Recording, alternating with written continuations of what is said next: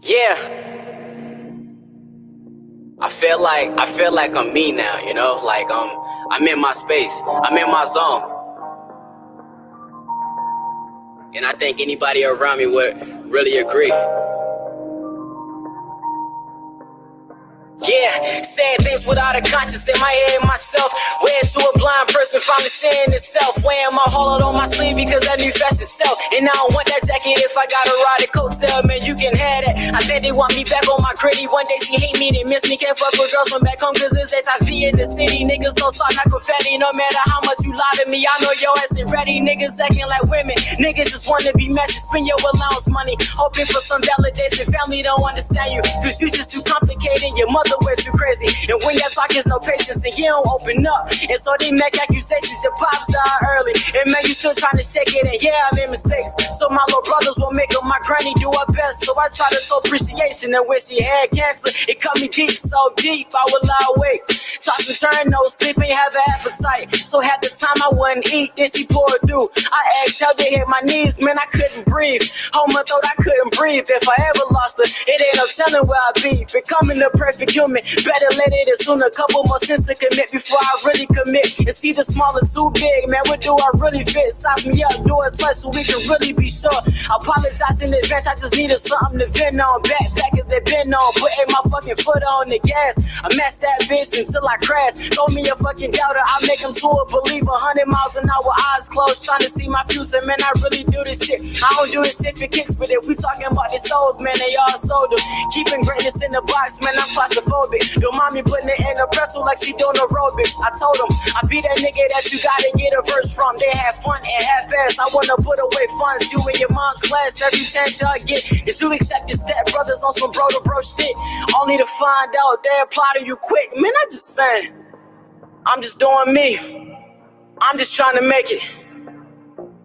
You niggas don't inspire me. I should be your fucking inspiration.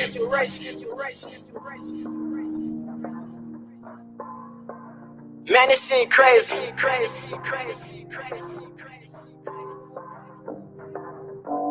And I can only give you me. Give you only JC. Only give you me. Give you only JC. Real.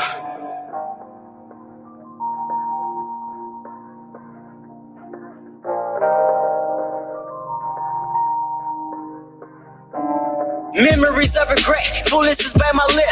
Touching all of my bridges, embedded all in my memories. Something I won't forget, conflicted with all the anger. Itching to prove a point, everything seeming vivid. Elephant in a room, tell me if you can tame it. Mingling with the women, inspire me all them digits. Knowing that shit is wrong, boy, am I stepping all in it. My mind and my heart is racing. They having a competition, no intermission, hydration. It's smoking mirrors, magicians, it's light it up and get lifted. It's feeling like I won't finish. The blood is thicker than water, how they be mixing. This is overboard. I lost my mind, I'm going crazy, nigga. If blood is thicker than water, then why the hell they be mixing, nigga? I lost my mind, I'm going crazy, nigga.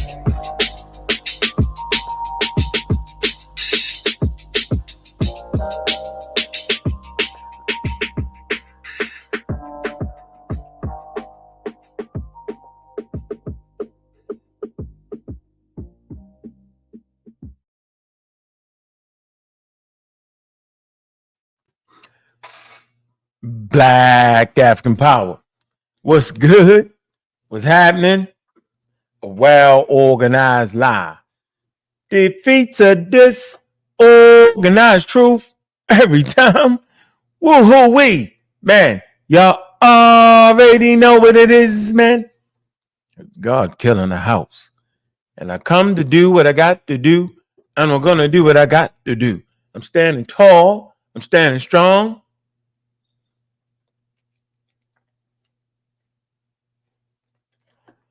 Hey, Bobby banging this bitch.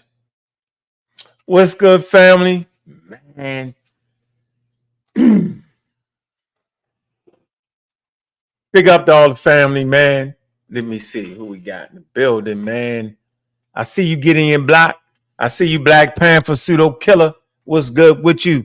I see you, fresh and doing it, contrarian thinker. I see you, Lamar Pope. What it do? What it do? What it do? Fontaine, my man, what's up? What it do? What it do? What it do? S Rush, what's going on? Jody Breeze, what's good with you? Timmy Turner is in the building. Taj is in the building. What's good? What's happening? Man, we got a crowd up in here. Cedric, Pseudo Killer Official, is in the building. Man, Gary, I see you, man. In the Pseudo Killer Army. What's going on with you, Gary? What it do? What it do? What it do?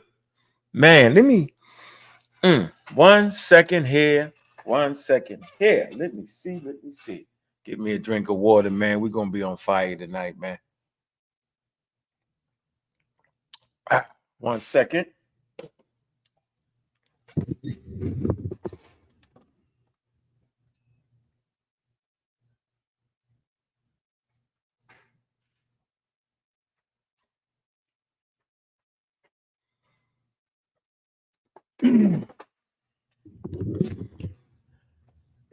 Yeah, we wipe my glasses off.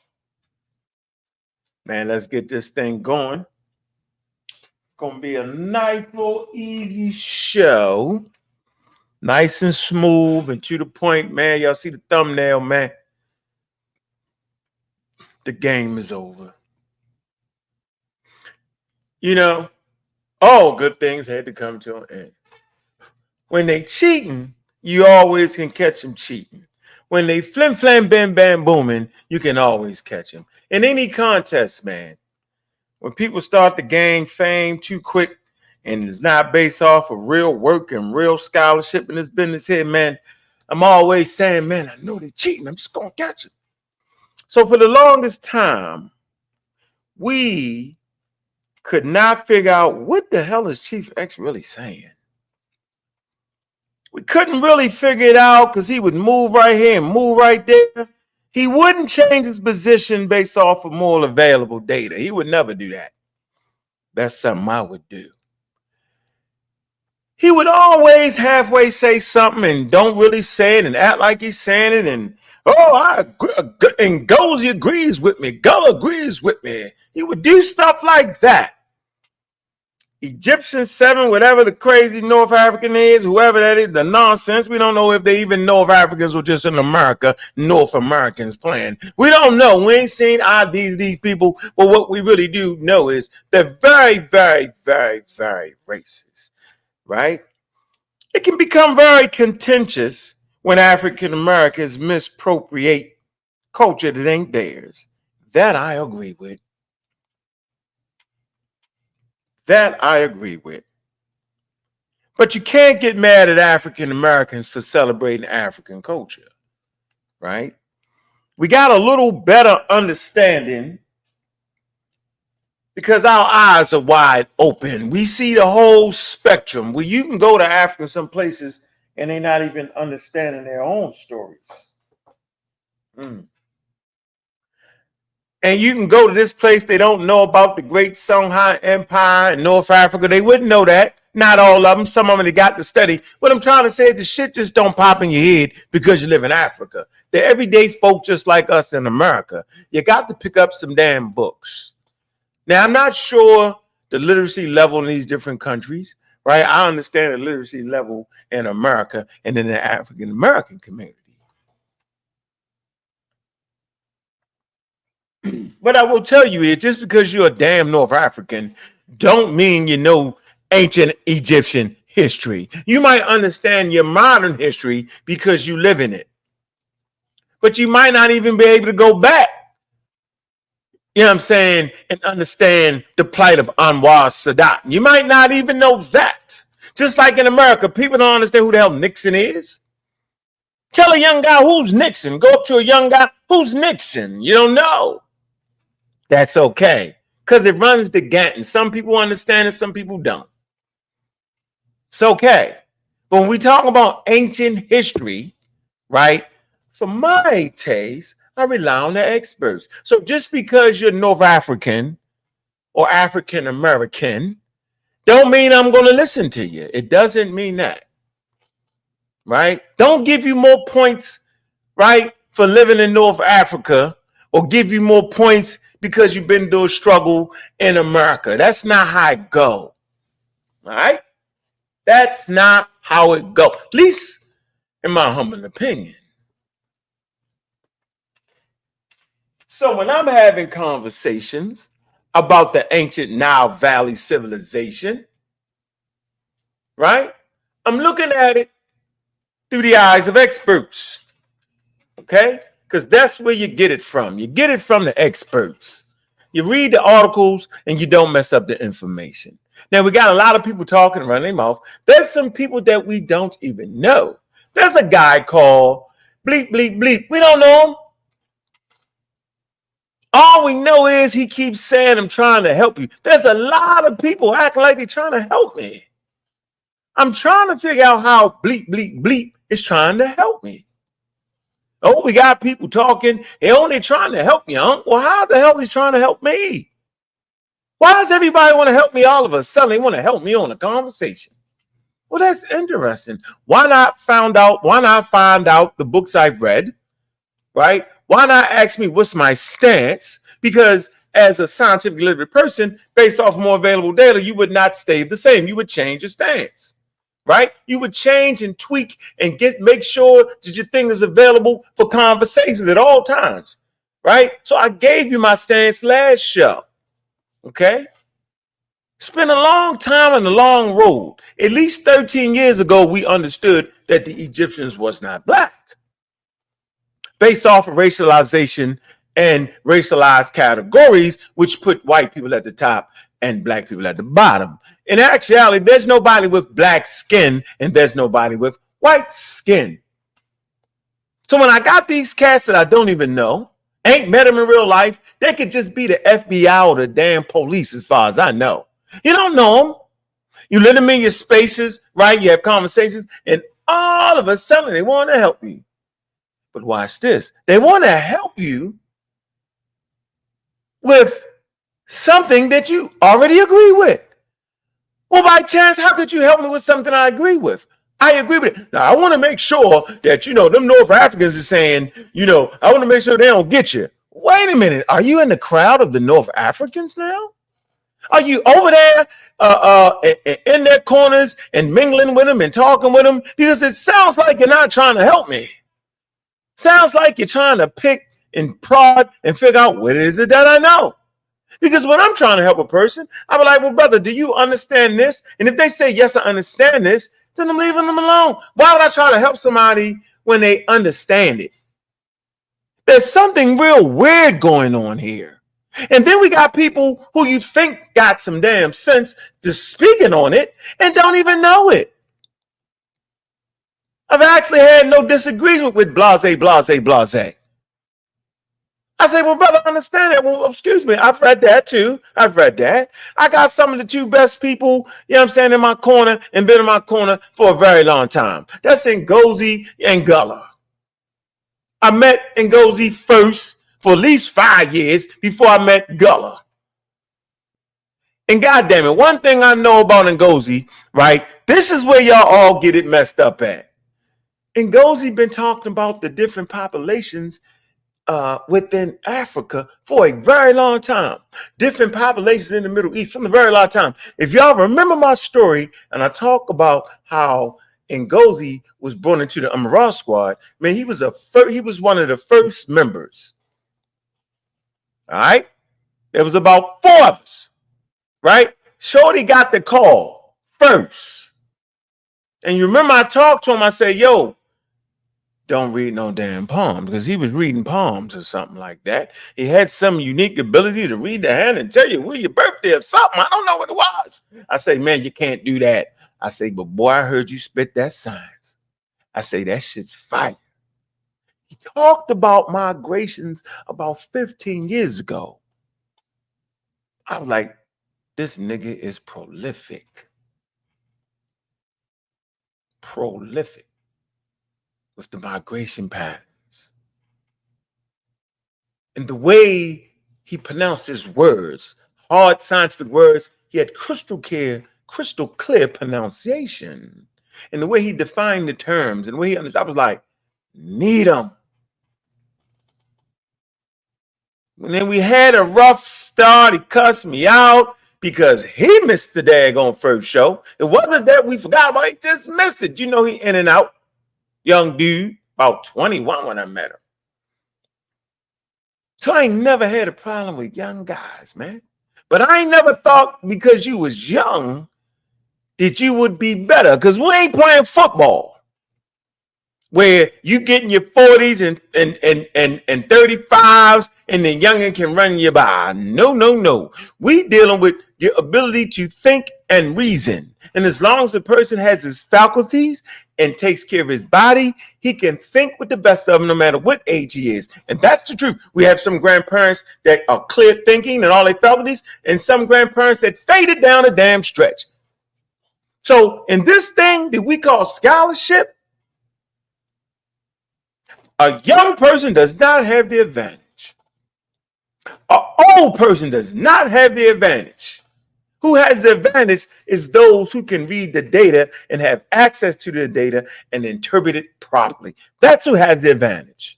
So when these new guys named Blase, Blase, Blase pop up out in the middle of nowhere and start saying they're trying to help you, I say, bet. Okay. What do you want to help me with? This. Oh, I understand. I agree with that. I agree. Now, we got people pulling text from servers now. That's interesting to me. Anybody that's in our server, we're not sharing conversations. We're not showing the conversation. We don't have to. Now, if the situation gets too damn sticky, I might have to show my conversation with Blase, Blase, Blase, and leave everybody else out. Because there's a narrative front. And I don't appreciate this. I don't appreciate the way they trying to do my man, Cedric. They paint this like narrative, like he's like some kind of way pushing away young guys. Maybe the young guy is in a fight that he don't need to be in, especially after we all agree. So I'm not understanding why the narrative is being painted on Cedric, who ain't did nothing. Last time I checked, it was Cedric that was getting attacked. Old man this. We got a whole lot of old man this and old man that, as if we was running a damn race and being younger made you faster or something. And this thing that we call scholarship is those who read the most books and comprehended and stay as close to the experts as possible, who gets the most respect, at least out of me. I don't know about the rest of the joints and the rest of the spots and this channel, that channel over here. On this thing right here, man, I want to hear that conversation you're saying. So I don't never have an issue with having a conversation. And wait a minute, why you need a private conversation with me? You got my goddamn phone number. So you ain't hit that motherfucker. I bet you ain't know that. Yeah. So ain't nobody called me to talk to me about no articles or nothing.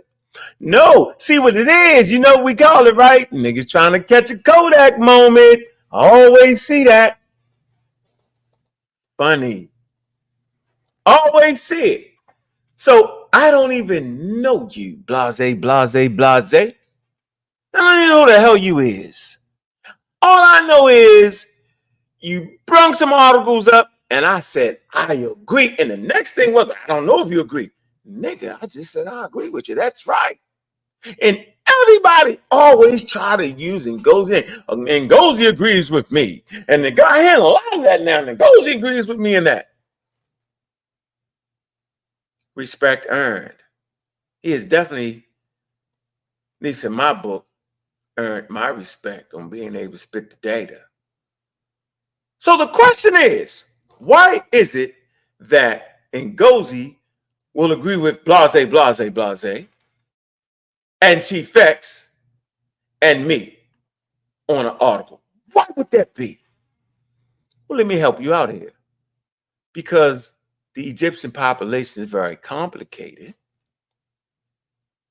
And if you're talking about a specific region, if the data is correct based off the scientific article, then of course Ngozi would agree. See how simple it is? We're going to make this conversation very, very simple. We're not going to play any games here. We're gonna stop the cap. As my son said, cap. We're gonna stop all that. We're gonna stop the complete foolery. Okay? So individuals can bring articles, and the actual article is the correct article. Okay? But individuals can also misinterpret the damn article and misapply it. And that's when they would be wrong.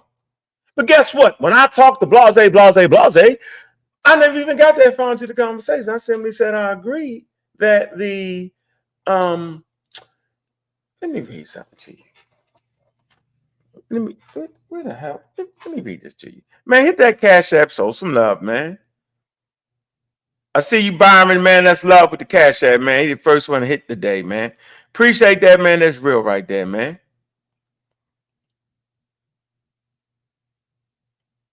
Oh. Let me see. My daughter, she off in college now. Okay, let me read this. Okay. Give no names. But I want to read this. Let me see how sharp y'all are. Okay. Right here says, hold on, let me read this. Right? So there's a issue with there's the Coptics. We've read those articles on Wikipedia. We read the genetic history of North Africa. I agree with the article, the genetic history of North Africa. Great read. Most people only read the part they want to read, though. So I agree with that. I agree with, y'all know, like I always say, I don't got the ability to disagree with a scientific article, though. Remember I always say that? I said, but I can bring an expert against that article, right? Right.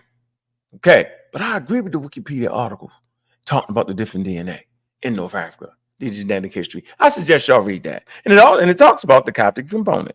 But let me get right here, right? This is a statement I made, and this is my statement, okay? So I'm going to tell you, the people act like they're coming to help me. They ain't trying to help me.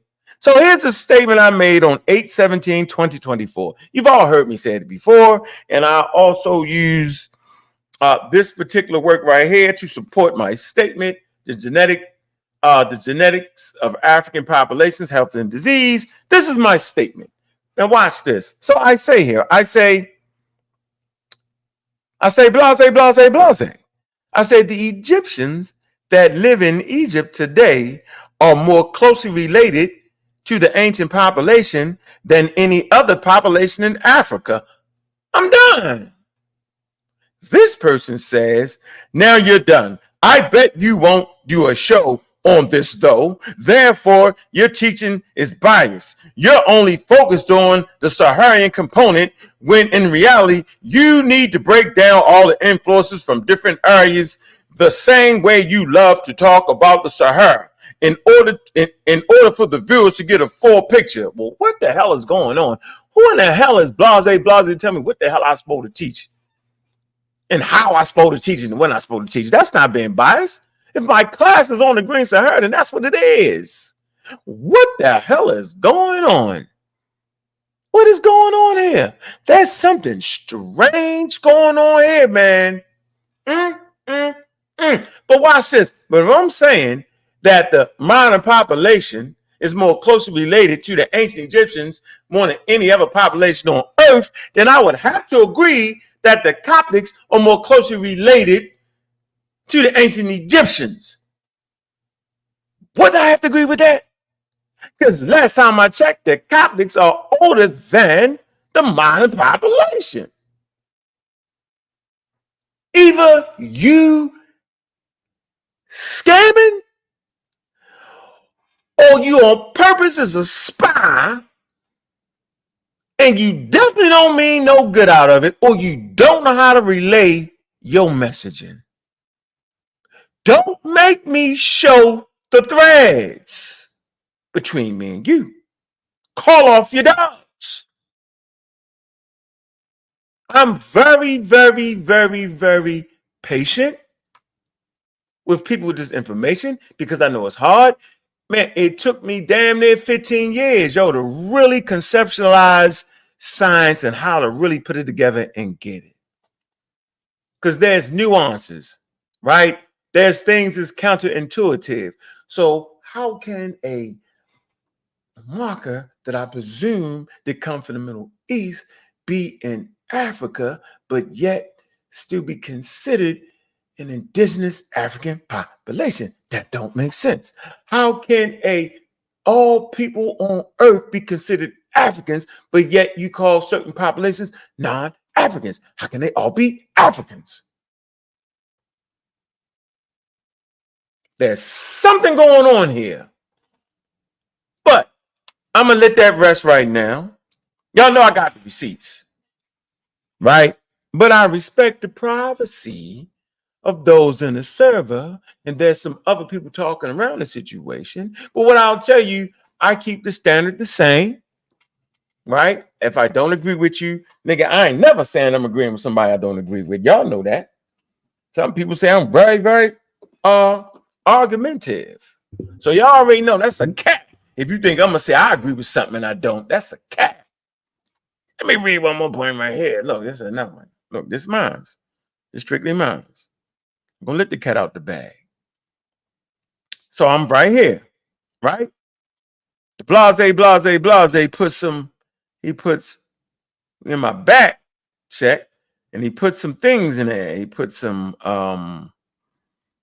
race and biology of social phenomenon, Richard Dawkins, Sam Harris, race and realism, honest discussion on racism. He puts all that in there. Put that in there, and let me see. Hold on. And guess what I say? I say, what's the video you want me to watch? Now I'm taking time out my goddamn day to watch some damn video by a complete stranger that I don't even know. Right? All right, but I'm taking time because I like to see people interested in the topics, right? And this is what I said. Thank you after I got the videos, and guess what I said? I said I agree with the video. I always understood that just like that, right? I ain't gonna read what they said. I said, let me see.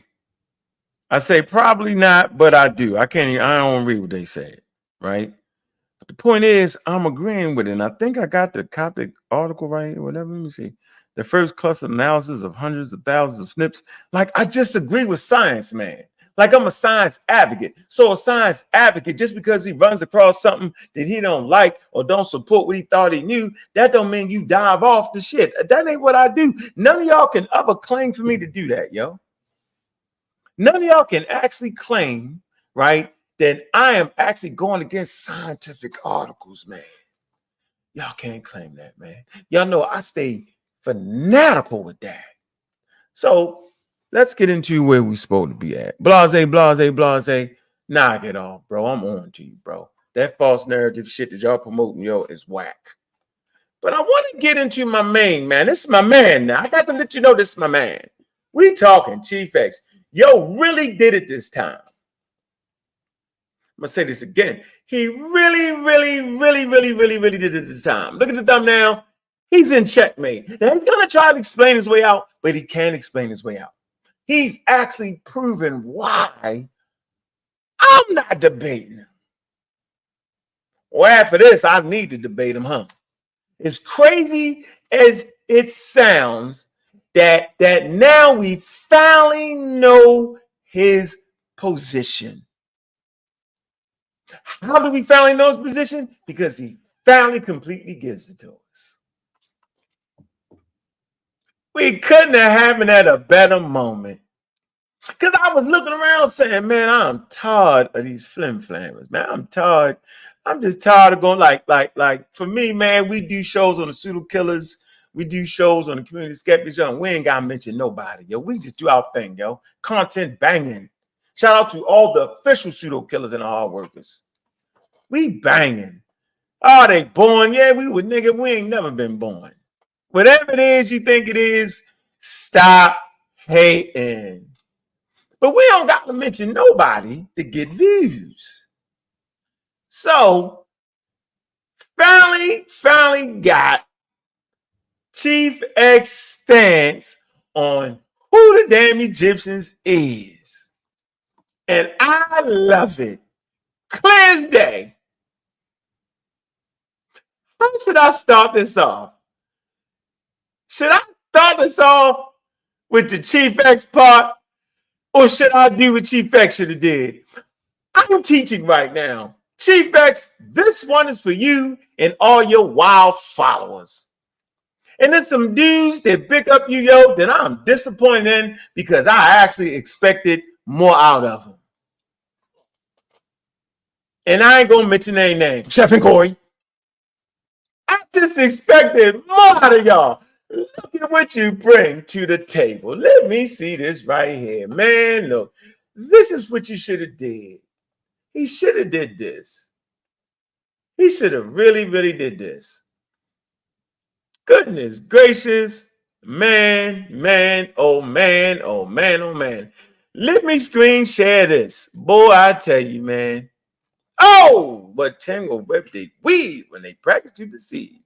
I got him, coach. Put me in the game. Now, y'all know we got this show we do every Sunday. That's me and Ngozi and Gullah on Egypt, right? All your Egypt information is going to be right there. That's what we're doing. All right. Now, I done miss Christina. Okay. Dr. E. Christina. Now, this is a video, right? She does a great job. This is her lecture right here on the origins of ancient Egyptian civilization, right? But the first thing you do when I come to good videos is I click the description. This is what he should have did. He should have clicked the description, and even in this video, they got different chapters. So you can actually go to the chapters. I want y'all to get this video, and I want y'all to look at it and compare it to Chief X's. So what I'm doing is I'm actually giving you a primary source right here. This is the actual lecture, so y'all can look at it for yourself. I'm going to put it in the chat. I want y'all to look at that. Support this Egyptologist right here. She does a great job, right? And I want you to see how close Chief X came to telling the truth. Now, either he's just sitting there lying, right, and making it up, or he just doesn't comprehend. Y'all see the title Chief X brings Sahara, right? He miscomprehend the sources and dies at his source, right? So that's the video for you. I want y'all to look at that. I ain't heard nobody come out and say, yo, what's wrong for that? He's out of order. I didn't hear none of that. But in this video right here, let's read it. This is what the video is about. You do this first before you start doing a reaction video and talking crazy to my work. He says, Egypt has always been considered one of the great civilizations in the ancient world. It has drawn admiration from early on because of its long history and fascinating monuments. Even before Egyptology was conceived as an academic discipline in the early 19th century, European scholars have been intensively studying ancient Egypt. Be it in relations to biblical references or in the context of global history. An important aspect has long been the question when and how this great civilization began, and interestingly, where it supposedly originated. So this is our argument we've been having for the last 3 years, last 4 years. This is a conversation me and Ngozi have been having for the last 13 years, okay? The pseudo killers, right, is on the case. You can ask the pseudo killers to a man, what is their position on the yo? And they're going to give you the scientific explanation based off the experts we brought on who the hell that population is. So I want to know why am I the only one left out? I ain't caught the memo. It's interesting to me. It says it is especially that last question that has been investigated in numerous studies, which have dominated the literature until the advanced 20th century. It says this lecture will discuss different related aspects. So she's going to give us different related aspects of that, including the significance of the biblical narratives in early modern scholarship, as well as colonial politics and racist ideology. So she's going to give us the political politics, colonial politics.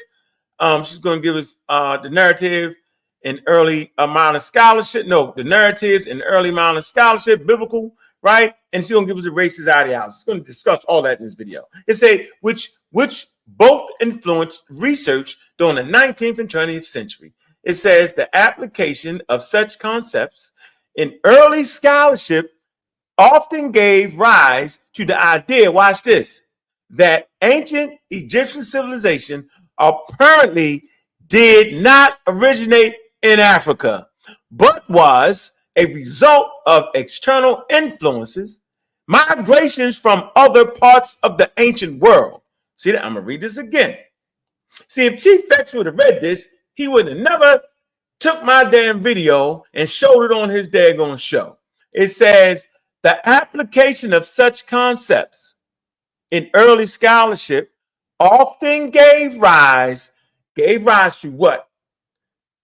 To the idea that ancient Egyptian civilization apparently did not originate in Africa, but was a result of an external influence and migrations from other parts of the ancient world. So what other parts would that be? I wonder, what parts have Chief X been talking about? We're going to find out. Furthermore, such migrations were often framed in a culture historical narrative leading to the emergence of pharaonic Egypt. Although scholarly writings of today are largely devoid, right, of ideologies underpinning these ideas. Well, what ideas is modern scholarship, you know what I'm saying, underpinning these ideas? What ideology, right, does modern scholarship start to get away from? Could it be the external influence and external migrations? I wonder. A critical assessment of current literature reveals how vestiges of these narratives have persisted and how they have been adopted in suit the modern academic context. Right here. I hope y'all can all see this. Let me see. In the video, they got all the chapters in here, which is dope. Meaning you can go to the Declaration on Human Races. It's really the Jenner Declarations on Human Races. Why they got the Jenner? It's the Jenner. Okay, Declarations on Human Races. It has Napoleon Bonaparte's, right? This declaration right here is simply saying that, race is a social construct. We've been saying that. Napoleon Bonaparte, he brought in that first scientific expedition to the Nile Valley, right? And that's when they started to realize that guy there going geology that we got going on with our religion, is far, far younger than this right here. This is older. So they actually had to make agreement between geologists and those in the church, right? That they wouldn't say it. They just say, well, then how the hell could Egypt be before Genesis? They say, well, hell, just say it's an epic. Crazy. Y'all can look it up. We're going to do a whole show on that. Okay, European imperialism. That's a chapter y'all can look at. The two-race theory. The birth of Egyptology. These are the things we've talked about constantly in our survey on our channels. The origin of Egyptian civilization. Okay, they're going to start off with the early, we talked about Morton and Gideon and all that. We talked about all those people, right? Okay, so they're going to show you the origin of Egyptian civilization, but they're going to start from the first people that was bringing it. Okay, now the historical and cultural context. Historical and cultural context. All right. Jacques de Mongo, Friedrich Peachtree. We talking about Peachtree. That's the man, the racist. funny, this is actually Chief X's stance right here, y'all. Petrie. All right, for this Petrie. This is Chief X's stance right here. He's going to tell you, I'm not making this up. Okay? Junker, European prehistory foundations, historical archaeology, then current thinking, then Kyler, all right, his later work and evidence for Lower Egypt. It go through the whole thing, migration, archaeology, and examples, then a long cultural process, right? This is going to be her explanation of what it is, right? Bet. He should have did this first. So what I want to do is, right, now that we actually see the chapters, okay, we see what they're talking about, all right, we start to understand there's a problem here. First of all, when you listen to Chief X's explanation, he messes it up because he's assuming that the doctor is agreeing with the positions that she's showing. She's simply taking us down the line. She's simply showing us how it started out. Now let me go right here. So I want to go to the origin of Egypt, the origins. As in the midst of applying for residency. Put that on it like that, man. Let me get that off there. Come on now.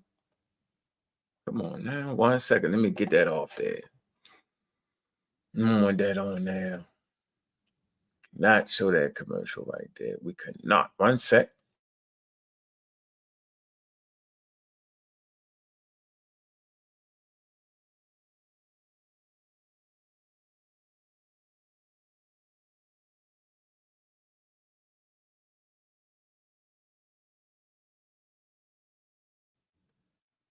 Watch how serious this lady is, man. Watch this.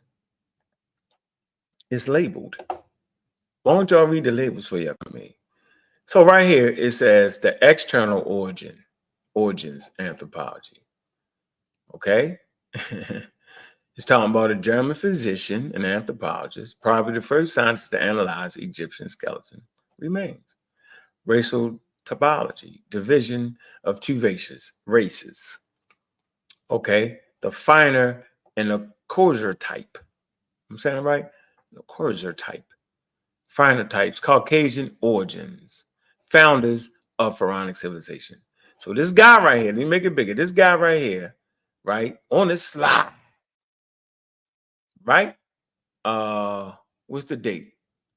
1841. Y'all see that? 1864. That's two sources they're using.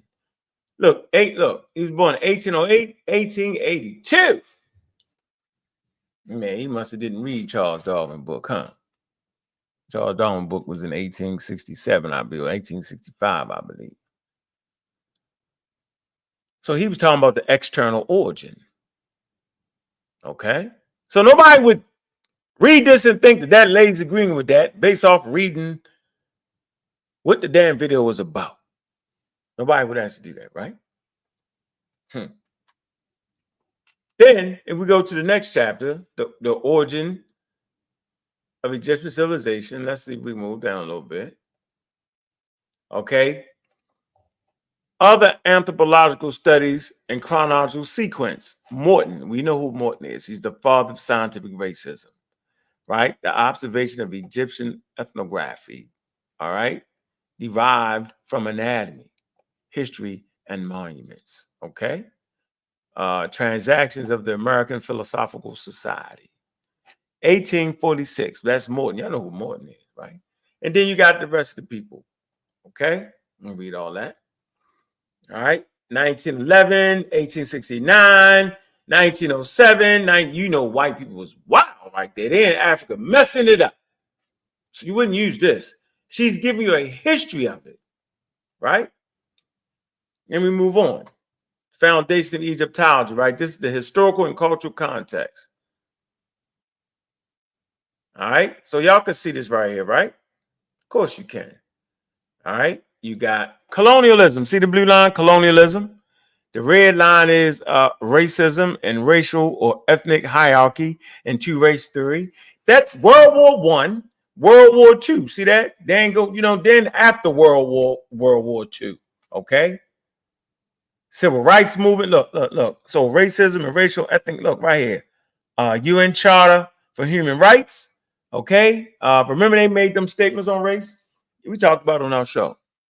Civil rights movement, the end of apartheid, the death of George Floyd. Right there. She's locked in, shorty. She's locked in. See, I've taken the time to look at this. Man. Taking time. Take my time. Because when I come to y'all, man, I don't want to make this type of mistake like this, right? All right, so go. I want y'all just to understand this map she got here, right? We're still here, right? So you see the time scales. I just showed you the time scales on it, right?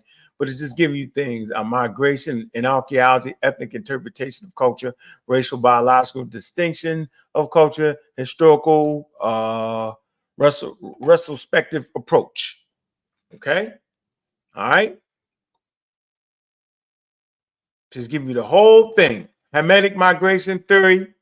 Y'all know that's the biblical thing, right?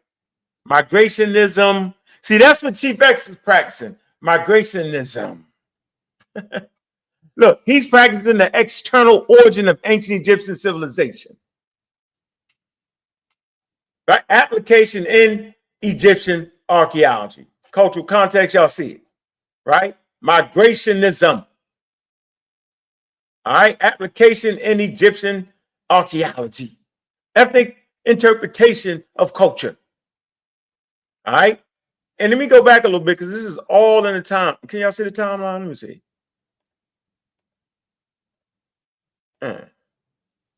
Y'all can see that 1700s, 1800s, 1900s, 2000s. When you see the death of George Floyd now, right?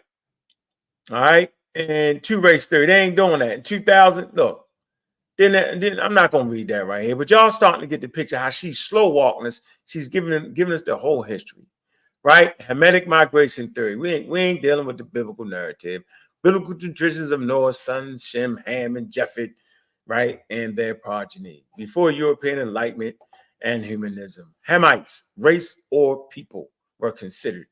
All right, we see all that, right? Even if we play her, let's play her. They started to spread from the point of arrival of Noah's Ark into the rest of the world.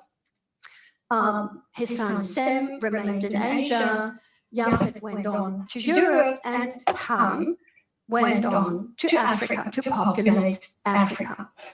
Before the European Enlightenment and humanism, as I just gave you an example in the form of Immanuel Kant, Hamites were considered a people or a race, as they were considered the original inhabitants of North Africa. And this is why traditionally we used to speak of the Hamitic language families.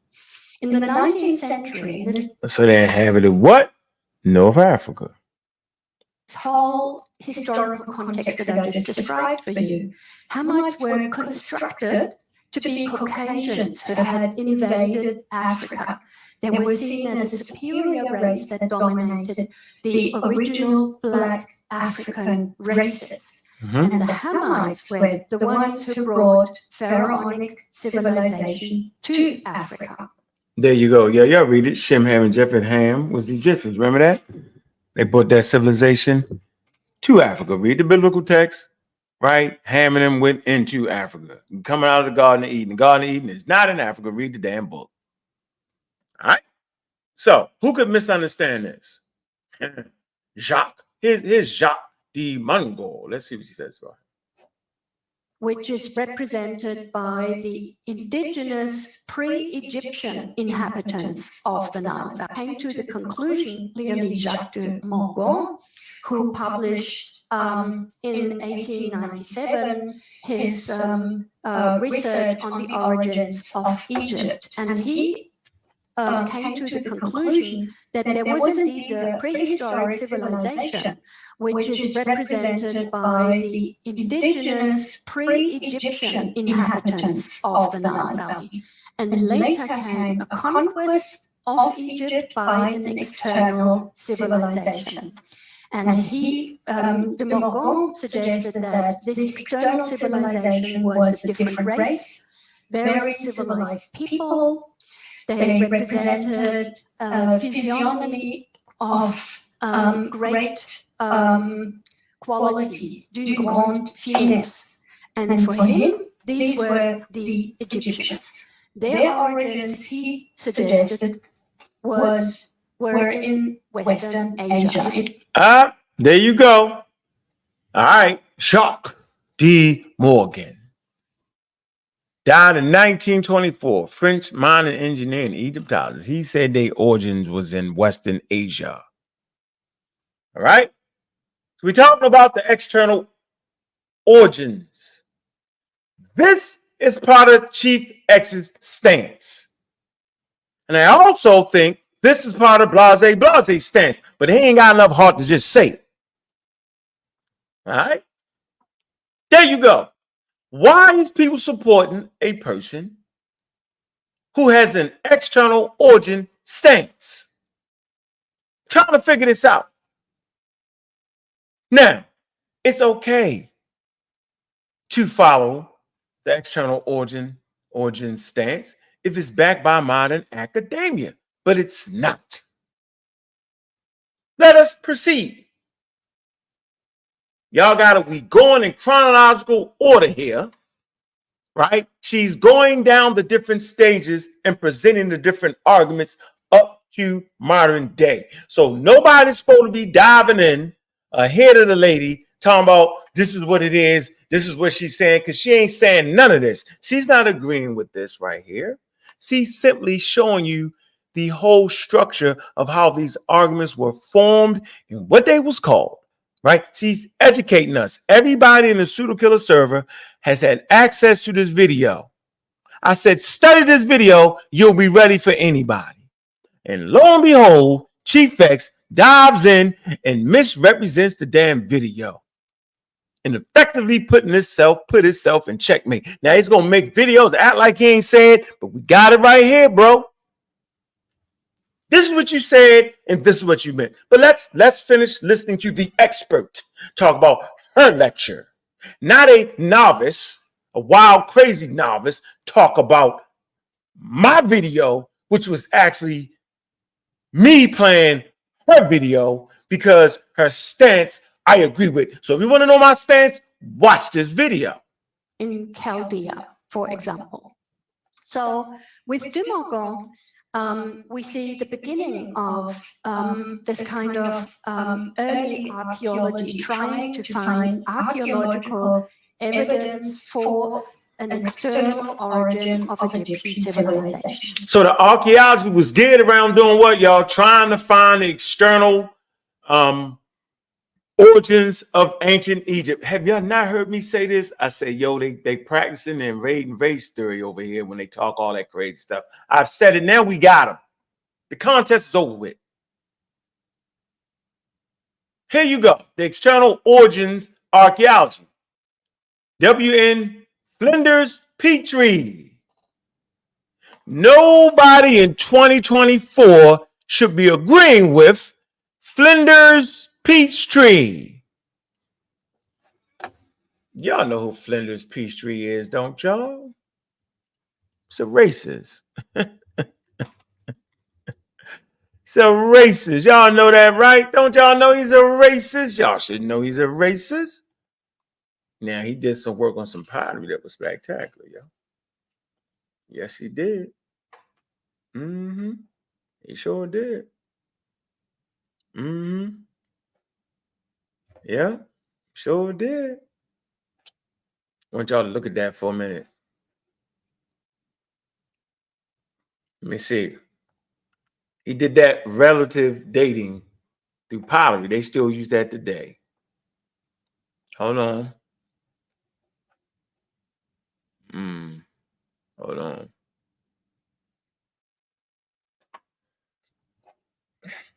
Petrie remains controversial for his pro-eugenist and racist views.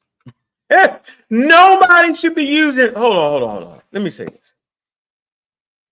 You can actually use a racist views if it matches up with science. But it not only has to match up with science, it has to match up with modern science. It has to match up with the modern data on said subject. But if it doesn't match up, right, then why in the hell are you using a racist? Petrie remains controversial for his pro-eugenist and racist views, and was dedicated believer in the superiority of the northern peoples over what? The Latinate and southern peoples. Latinate. Am I saying that right? Hold on, let me get that right. Get that right there. Latinate. Yeah. And southern peoples. Man, and a superiority over the, and they believer in the superiority of the northern peoples over the Latinate and southern peoples. That's wow. That's over y'all, over us. And say in his 1906 sociological series, Question of the Day, he expressed these views, ascribing social problems of England to racial degeneration brought on by communism, trade unionism, and government assistance to people groups he found inferior. Nah, man, y'all can't be in this. Y'all can't be around me espousing that, supporting that nonsense, man. I'm gonna say it again, yo. If the man's views is right, it don't matter if he was a racist. But since his racist views actually crept into his work, right, and messed up the scientific data, yeah, I mean, then you should not be supporting this. And then getting on channels acting like you doing something for us, talking to a whole group of black people, yet promoting racist ideology. We got them, coach. Put me in the game. Believing that society is a product of racial biology. Made up stuff. He contended that the culture of ancient Egypt was derived from an invading Caucasoid. Why Chief X say this? You can look right on his channel. He ain't got enough sense to take the videos down.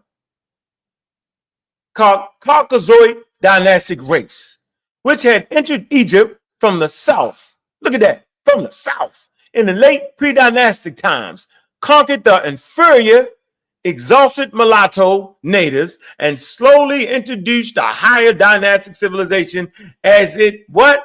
Interbred with them. Man, with relations to some of his earlier conclusions in 1895, where Petrie had written, the Egyptians were largely formed from Libyan immigrants to begin with. It said the basis of the race apparently being a mulatto of Libyan Negro mixture. Man, judging from the earliest skeletons at Midam. Petrie also engaged in fierce controversies with the British Museum, Egyptology expert, E.A. Wallace Burge. Now, E.A. Wallace Burge was saying they was Africans back then. I got his 2-volume set, Hieroglyphy Dictionary, who contended that the religion of the Egyptians was not introduced by invaders, but was essentially identical to that of the people of North, East, and Central Africa. However, most of their colleagues judged Petrie's opinion to be more scientific. Boy, so let me get this straight. It was actually in reverse than what it is now, y'all. I know I'm clear. I don't got to holler and scream. We're going to take our time and walk them all the way down. Because after this, I ain't got to talk about this no more with him involved. I just don't have to, because now we finally got a stance. So we already see, I can show and verify how he supports a person that supports eugenics. He supports a person that claimed that the indigenous population was inferior. He supports pseudoscientific ideas. Y'all remember the saying, yo? A pseudo always dies at its source. Anybody know Wallace Burge's work? You know that he said the Egyptians was African. So during this time period, they was looking at Wallace Burge as being not as scientific as Petrie. Okay, so let's get back on course. We right here. We cooking with hot grease. We just getting started. I hope y'all good out there, man, because we is right here. All right, let me get back to the video. All right, so now we got a good picture of who Peachtree is. Do you think this lady right here is supporting that? In 2024, she would lose her job because that would be misinformation. So why are y'all allowing Chief X to bring y'all piss poor information? Why is people that you consider to be intelligent supporting that nonsense? You got people who threw filth on the name of the sisters, but yet support this guy. They ain't gonna do a show on how wild Chief X was, how wrong he was. They will never do that. Because it would hurt their credibility to think they got. Well, hell, they might do it now. Because now they're in what they call a pickle. They fearless leader, Chief X, just crumbled. So let's see what she has to say about Peachtree. Was she being supportive Peachtree? A person that espoused pseudoscience and messed it up and supported racism, white supremacy? Of course not. This is so easy because we know why. Look, y'all see this? The gender declaration. That's how we know she wouldn't support Peachtree. We know that. Because she say notice. That way y'all don't make a damn video acting like she supported the racists. But boy, you Chief X did it. The gender declaration, human races do not exist. So you already know she can't support that. It say instead of definable boundaries, genetic gradients run between human groups. Amongst the 3.2 billion base pairs in the human genome, there is no fixed difference that separates, for example, Africans from non-Africans. I talked about that earlier. To be explicit, not only is there no single gene that underpins racial differences, but there is not even a single base pair. The concept of race is a result of racism. Man, not as prerequisite. There you go. Y'all go right to this website right there. So now Chief X want to make us believe that this lady right here, look, this lady right here, after putting that statement first, she put it in the beginning of the damn video. She supports this guy right here after what I just read about him. We're going to knock it off, man. We're going to take our time, y'all. Man, big up to the family, man. Let's see what we got in the buildings, man. We're going to take a little break right here because we about to get hot. We cooking with hot grease. Ain't no getting out of this one, yo. Ain't no getting out of this one, yo. Sometimes you run your mouth so much, man. Sometimes you talk so much, bro, that you just kill yourself.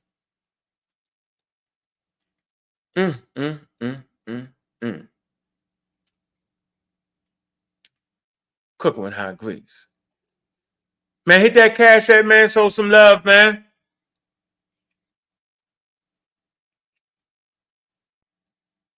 Show some love.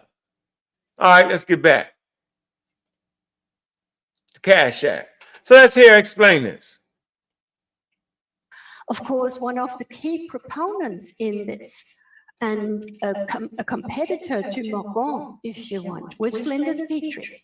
Flinders Petrie has worked on this topic intensively. And he arrived at the conclusion in two of his key works of 1920 and 1939 that basically all prehistoric Egyptian cultures had an external origin. For example, the early Fayum and Neolithic and Badarian cultures, they were the result of a Solutrean migration from the Caucasus and Black Sea. Y'all heard that, from the Caucasus and Black Sea. Chief X agrees with that. How do I know? Because he said so. At a certain point, you got to believe him. At a certain point. All right? Look at the arrows. The Amratian first civilization was the result of Libyan invasions. The Jazean, or the second civilization, as he called it, was brought to Egypt by invaders, by an eastern desert folk, or people from Syria. He wasn't quite decided on the precise point of origin, but clearly external to Northeast Africa. The Sumerian or third civilization, that was, of course, his piece de résistance, the dynastic race conquest, which certainly originated in Iran, that is in modern-day Iran. And finally, to top this off, there were also Nubian invaders who came from the south and who swept down and broke the second civilization. Petrie was very clear on this. And he gives us a lot of descriptions of how he envisaged how this was all happening. He spoke of invasions in very, very clear terms. The invasion by the Elamite race that began. Chief X was clear on his response video to me. For the first time, we heard how clear he was and what he was saying. Clear. So Flinders Peachtree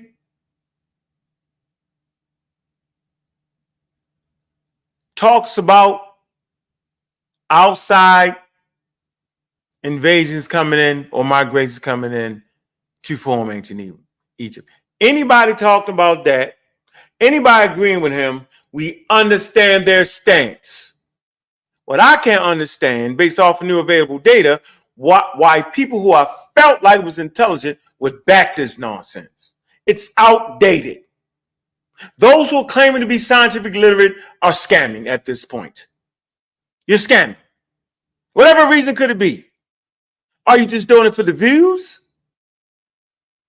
To support this nonsense that Chief X is kicking? Come on, man. Here we go.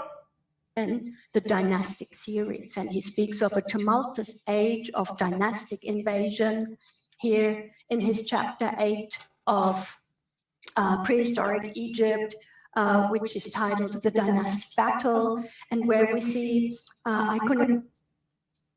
North Africa, but Gebel al-Arak knife handle, where we see battle, and where we see iconographic elements that do not seem to have an origin in North Africa, but rather in the yard of the Near East. This was basically the essence why he arrived at this conclusion of the dynastic race conquest.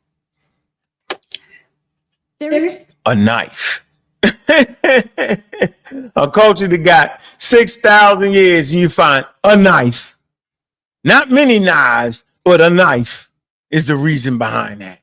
So here you go, the external origin again, the Hamites and the Iranians. This is another guy, Herman Junker. We don't want to get into Herman Junker, but we know Herman Junker was a wild guy for that.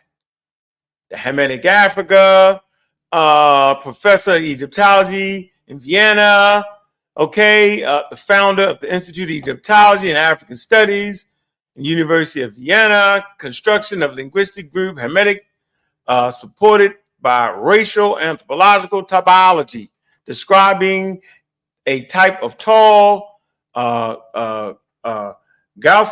and light-skinned human race, Hamite race, the Hamites, the Africans. Excavation at the Neolithic village in Merdan, Lower Egyptian, Northern Gaza type, founder of Pharaonic civilization. Upper Egyptian light-skinned, Gray-Sal Hamites, all right, Negroes in Egypt from the New Kingdom onward. So he said it was Negroes in Egypt from the New Kingdom onward. That's his stance. We're going to move on.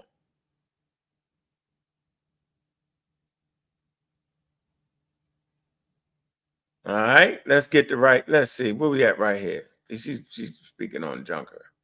Hold on. Y'all see that right there from Europe? Boom, boom, boom. Look at that. And rate coming in around here, invading in there.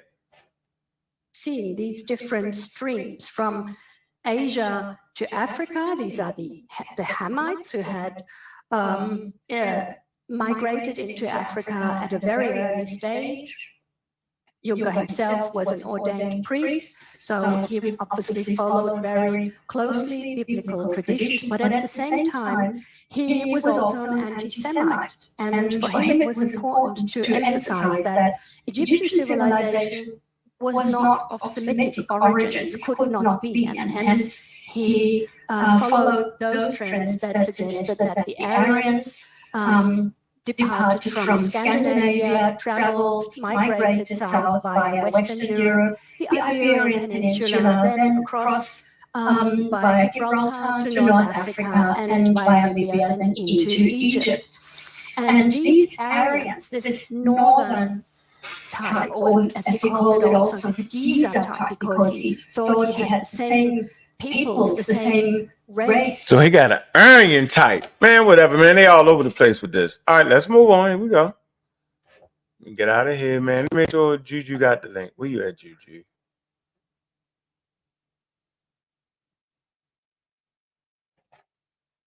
Where you at, Juju? Where you at? Where you at? Where you at? Where you at? Where you at? Where you at? Where you at? Where you at? Where you at?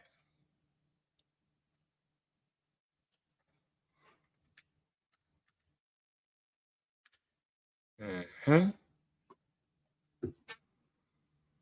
1 second.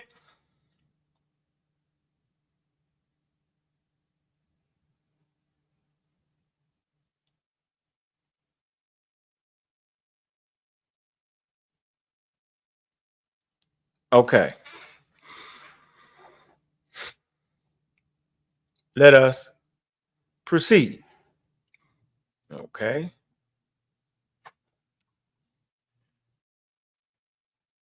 Time.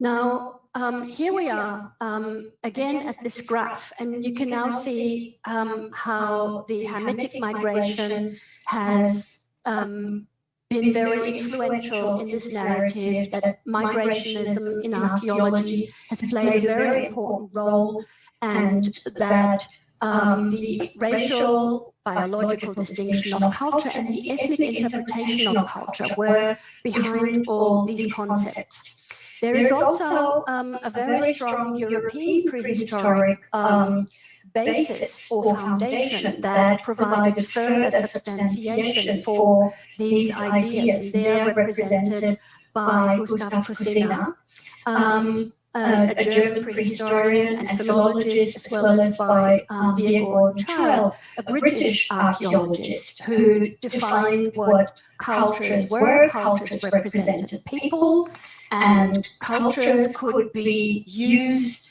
as actors to narrate important historical events. And basically, with these two very influential prehistorians, we have the definition of the ethnic distinction of archaeological cultures, migrationism, and what is today understood as a culture historical archaeology. It's giving a history. Here we go. This is important. Now, here goes the sequence, Petrie's sequence of prehistoric culture. All right? Of pre-dynastic culture. This is a perfect example for this culture historical archaeology, with his different, what he called first civilization, second civilization, third civilization, and each one of them being caused by an invasion from outside. Y'all can see it. So Turian invasion from the Caucasus, invasion from Libya, invasion from the eastern desert of Syria, dynastic race conquest from Elam. Now who would ever say that the damn Egyptians come from Elam? Who would make such a mistake? And then who would follow somebody saying that? Y'all know, like Elam in the Bible? Who would make that type of mistake? Crazy. Let's see. So why did Petrie believe, for example, that the Jazean civilization had its origins in the eastern desert or Syria? Well, he substantiated that, for example, with the raw materials of certain artifacts that were particularly typical for the Jazean, for the second civilization, like these stone vessels here, which obviously come from the eastern desert. He also suggested that with parallels of certain artifacts in Levantine archaeology of the time, such as the wavy handled pottery. And wavy handle pottery, not to get confused with the wavy line pottery. What's going on, echoing. Juju? You might have to I've been echoing the whole time. yeah, just a bit. Yeah. Or when you came in, I started echoing. You just might have to mute while you playing the video. Oh, okay. All right. Okay. Damn, I hope I ain't did it the whole time. Sometimes his muting helps. But Yeah, you can it is hear gonna it. help. It is gonna help. It is gonna help. You can hear it though. This is crazy. It just started echoing though, right? No. The whole time? Just a little.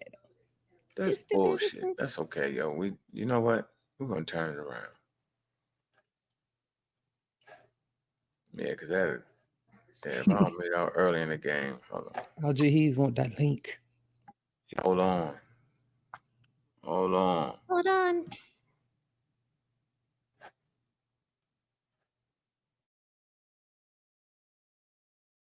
And what we have here in front of us is obviously this equation: pots equal people. So when you have new types of artifacts appearing in an archaeological context, this automatically means that we have the traces of migration, because these objects were brought by migrating people to their new destination. Okay, so we just learned something there. They was thinking back then that pots equal people. Meaning, if I got China there, then somebody from China brought it here. They was thinking. But in actuality, pots don't equal people. You could simply have pots from an area that have wine, and you're actually buying the wine, and the only way you're gonna get the wine there is in the containers that they have, right? And they take them on down the trade routes and bring it in. Don't mean that a whole population of people came in with the damn pots. So pots don't equal people, but they was thinking that. How many people do that? He's made that mistake continually. A knife don't equal damn people. I could get a dagger, I could get a samurai sword and have it in my house. That don't mean the damn samurai lived in my house. Let us proceed.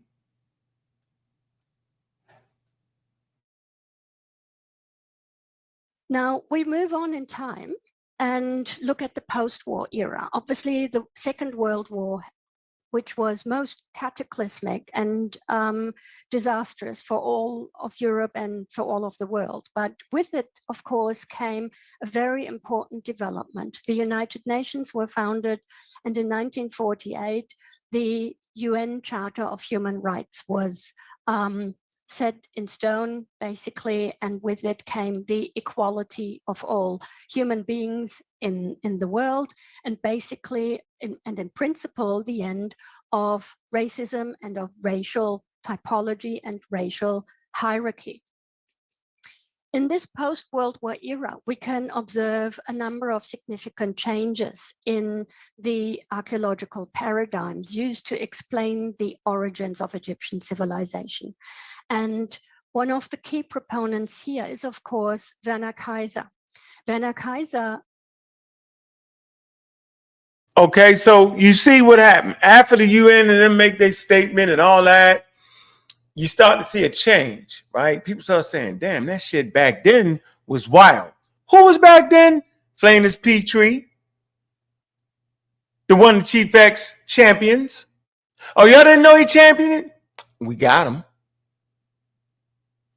It's definitely a checkmate moment in the competition, in this whole conversation, because now it's clear. It's clear. I don't even support this guy. Chief X supports Petrie, and he supports this guy. And this guy's a little bit different components, but he still ain't hit the mark yet. But you see how they gradually moving towards, because that's what science does. Science is self-correcting. So none of y'all should be back then using stuff in 1800s. Craziest thing ever, man. What's going on, Juju? You know what to do. Wonderful. I'm doing wonderful. Good evening, everyone. Using my soft voice. I think it's awesome though. So let's not miss it, right? She spoke on how things changed, especially about race after the war, which would line up with what UNESCO was doing. So there you have it, ladies and gentlemen. You know, we have what you call it validation. Those are one of the important marks when it comes to establishing facts and different things like that. So I think that was, I think that was a really great point for her to make that, you know, because it shows that that change happened across the board all the way, you know. So I just wanted to point that out. Scholarship had to start to change to catch up with it, right? Things had to change.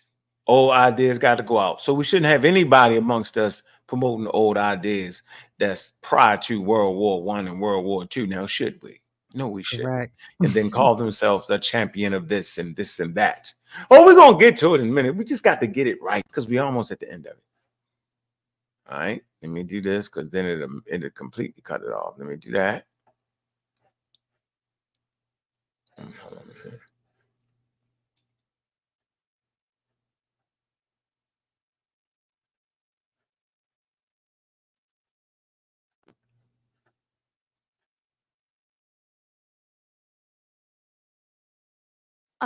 Tried to explain the emergence of Egyptian civilization in different ways.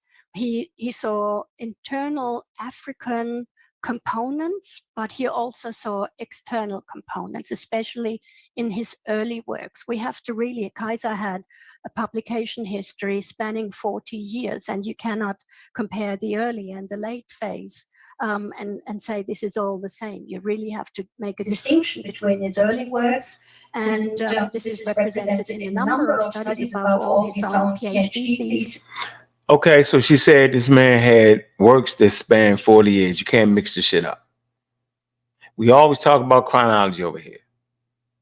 This is his earlier work. He will start to change his position in his later work, y'all. These are the things we listen for when we're listening to experts.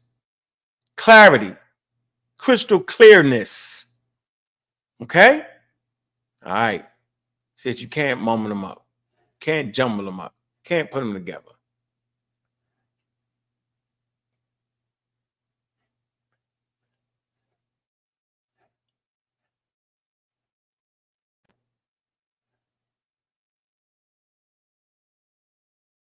Of 1955, and a number of publications that extracted sections of his PhD thesis.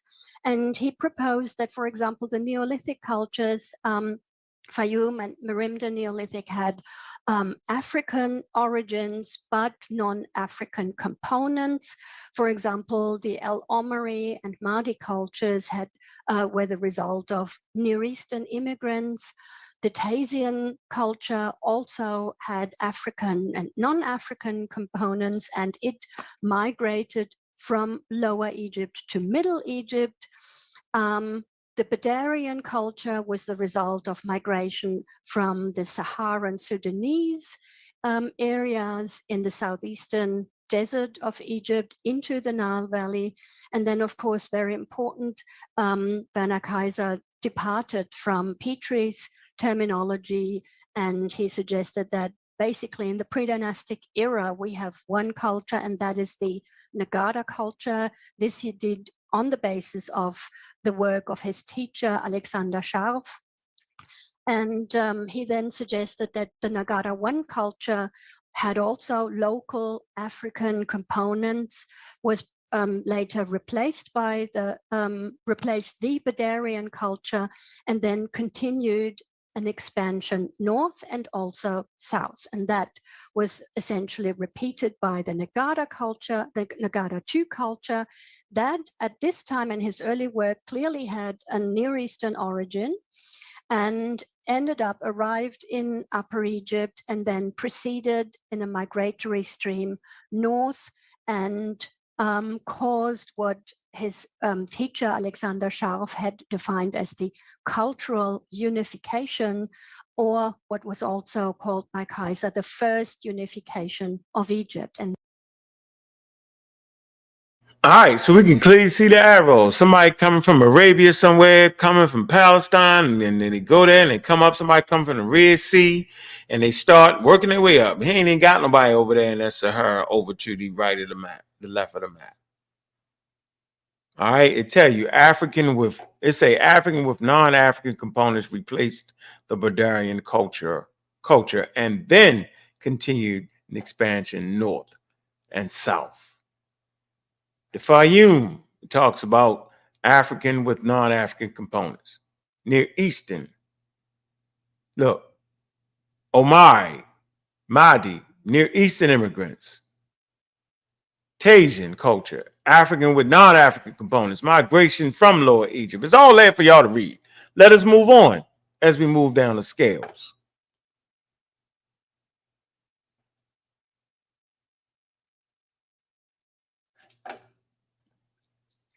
So here, All right.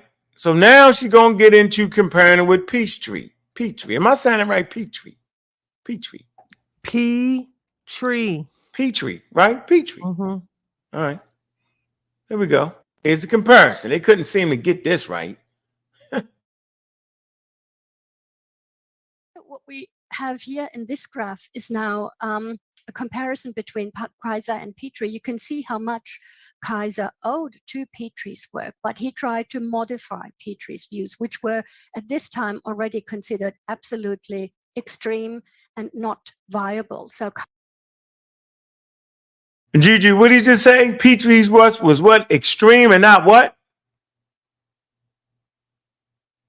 Dang, you be catching me off guard. I didn't hear it. Repeat it. Come on, this is important. You gotta help me out. I need the help. I need your help. Repeat it. I'm I'm not sorry. repeating. I gotta let her repeat it, man, because somebody else didn't hear this. Damn. Yeah, let her repeat it right there. But this is good. I was actually reading the chart. Nakata 1, Nakata 2, Nakata 3 by Kaiser, instead of it being the hard race theory by Petrie. Where did you go? So here, what we have here in this graph is now a comparison between Kaiser and Petrie. You can see how much Kaiser owed to Petrie's work, but he tried to modify Petrie's views, which were at this time already considered absolutely extreme and not viable. So Kaiser worked with this concept and modified it to fit the then, at this time, current thinking. You can see that. So she said Petrie model was extreme. Am I? Do we got this right? Oh yeah, nobody was like they weren't dealing with that no more. They was like, okay. She got the look. Kaiser's sequence of prehistoric cultures: 1955, 1956, 1957, 1964. You see Peachtree, Solitarian invasion from the Caucasus, from Libya, from the Eastern Desert or Syria. Dynastic race conquest from Elam. All right, so you see it's just moving as we go down the timeline. Things are changing here. They're changing.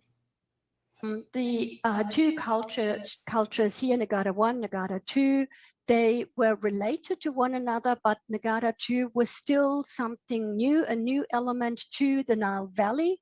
And it itself arrived in the Nile Valley and then migrated or conquered the north subsequently, and thereby laid the foundation for Nagata 3. In his later works, he modified this again, and I go through this really quickly. You can, most of you know these views represented in Kaiser's latest work, that Nagata 1, again, was a local culture. It was located in the south, and opposite it in the north was the Mahdi or Bhutto Mahdi culture, which was considered an independent Lower Egyptian culture, and it ended with the expansion of Nagata 2. And with Nagata 2, there was still the question mark of a possible foreign Near Eastern component in this culture, but importantly, it migrated then from south to north, cultural unification, and Nagada III was then finally the new great political expansion across the Nile Valley, and Kaiser describes a new level of cultural development, of economic and administrative organization. And this, for him, was the beginning of Egyptian civilization. And this was cultural unity driven by Upper Egyptians, which ultimately brought pharaonic high culture. The term high culture was very popular at this time. Also, it was synonymous basically with civilization, with something that did not apply for all archaeological cultures known in the world, but only to a small select handful of ancient cultures. And here we have Kaiser's later work, and you can see how this whole external element is gradually disappearing from his reconstructions of Egyptian pre-dynastic history. However, Kaiser still pursued certain elements of his forebears. He still employed a biological and racial distinction of the two cultures. When he spoke of the gracile Upper Egyptian type, the Nagadans, vis-a-vis the robust Lower Egyptians, the Mahdians. And this is really interesting. He suggested this racial distinction as late as 1990. And I believe in there is a problem that in the 21st century, we should no longer use because of how we see racialism and racism today. There you go. It's a big problem. See, that's a big problem you do to use racialized things. Did she not say that? And describing the problem, you should never use that. So he still had that in there. She said, this is a big problem. How did the guy miss all that? Let's move on. Go move on. Well, right? he do Go what ahead. people do now in the conscious community, right? That instead of correcting what the elders got wrong while standing on their shoulders, they just try to push that through, regardless of all the evidence or whatnot. They just I keep mean, doing it. Yeah, they just it's keep like doing the same thing, right? You know. All right, we're gonna go to the migrationism and archaeology, right? We're gonna get here. All right. Let's go. Many of these concepts have now been left behind. However, I hope you can still hear me. My internet connection is currently not very stable. I hope you. Hold up. Many of what concepts has been left behind? Somebody in our community ain't leaving this shit behind. Somebody somewhere ain't leaving it behind. Boy, they not leaving it behind. They not. They not. The Nile Delta in the Upper Egyptian Kingdom. Again, this is the pots equals people.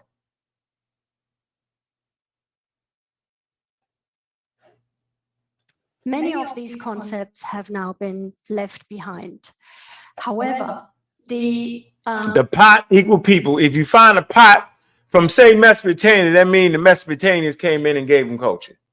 Y'all hear that all the time in these discussions. Once again, modern archaeology does not accept that pots equal people. We got to leave all those ideas alone.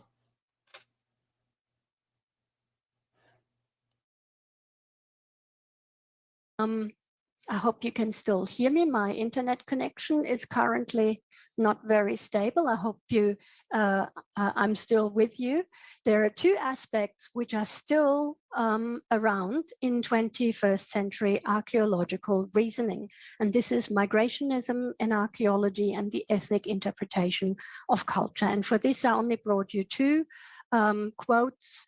2016, the Nagadians came to the Delta as tradesmen or settlers, but with the permission of the Lower Egyptians. Here we have narratives where the Lower Egyptians and the Upper Egyptians interact with each other in pre-dynastic times.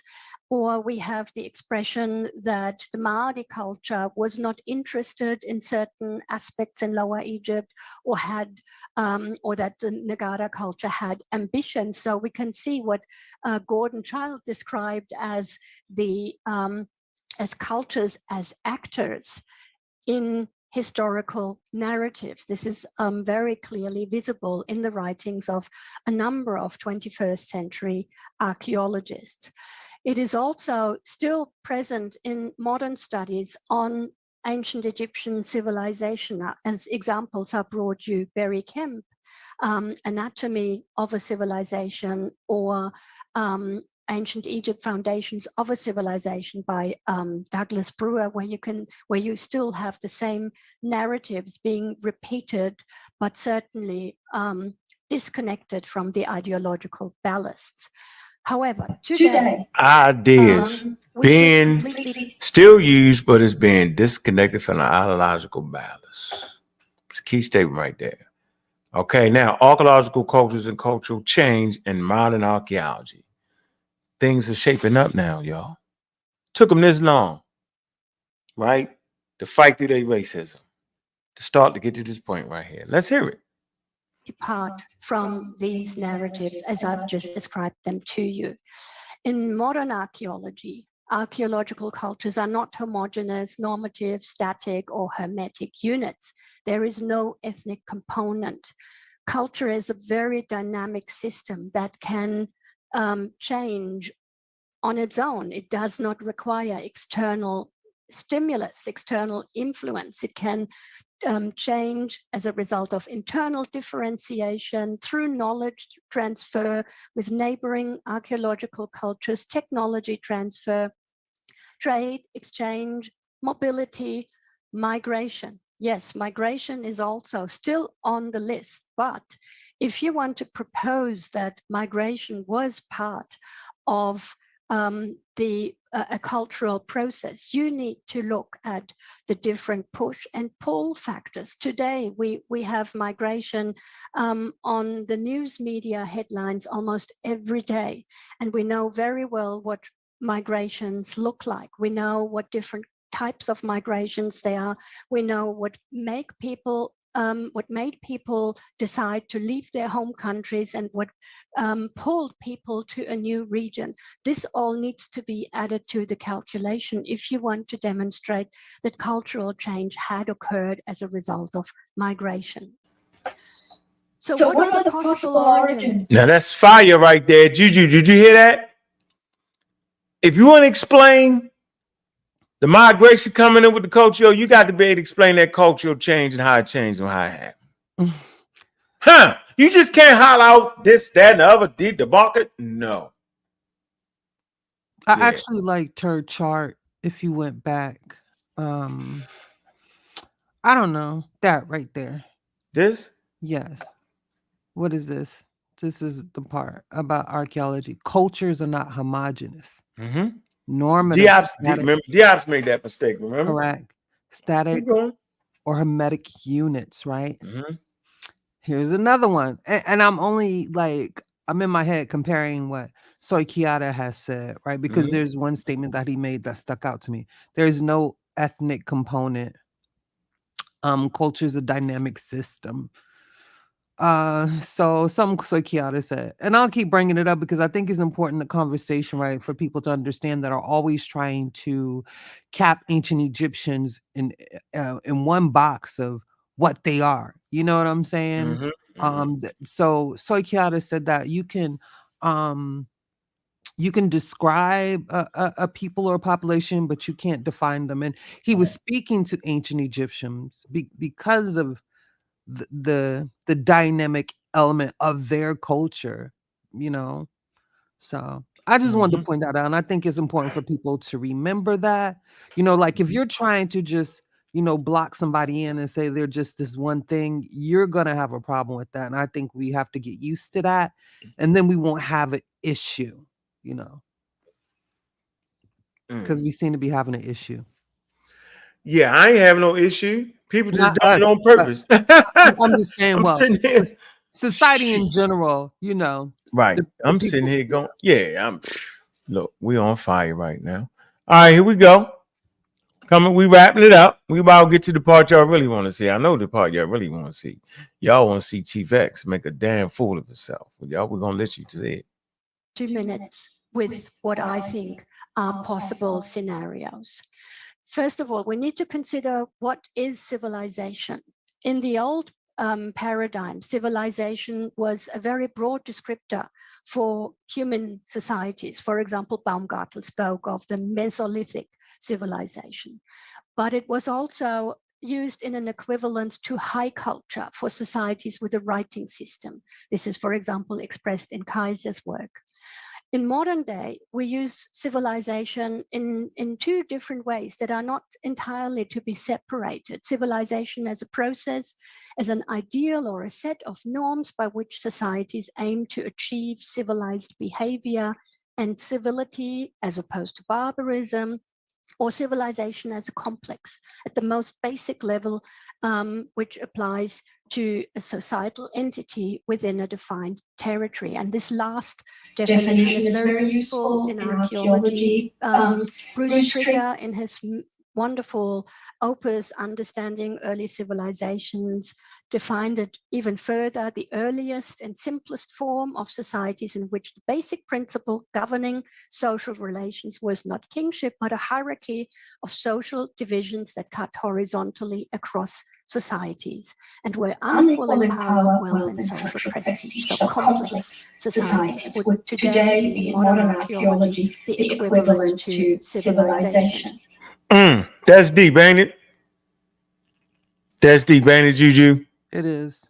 That's deep. What's the old, very broad descriptor for any human society? Mesolithic civilization, equivalent to high culture. What are we talking about? The high culture. Now, that ain't that. Nah. Societies with writing system. Nah, that's not what makes civilization. That was the old idea. The new idea is what is dynamic, right? It's the idea of set of norms by which societies aim to achieve civilized behavior, right? And civility. Right. As opposed to barbarism. This is the new model. Y'all following the old model, man. Complex. See, trigger, understanding, early civilizations. The earliest and simplest form of societies in which, good, you want to read this something? No, go ahead. I'm sorry. In simplest forms of society, which basic principles governing social relations was not kinship, but a hierarchy of social division that cut horizontally across societies and were unequal in power, wealth, and social prestige. Now we about to get to the finale of this thing here, right? Which is going to take us to, y'all know what it's going to take us to. So this is very useful to understand how ancient Egyptian civilization could have emerged. We are looking at a long cultural process starting very early in the 7th, 6th, 5th millennia BCE with the increasing aridization of Northeast Africa at the end of the Green Sahara phase.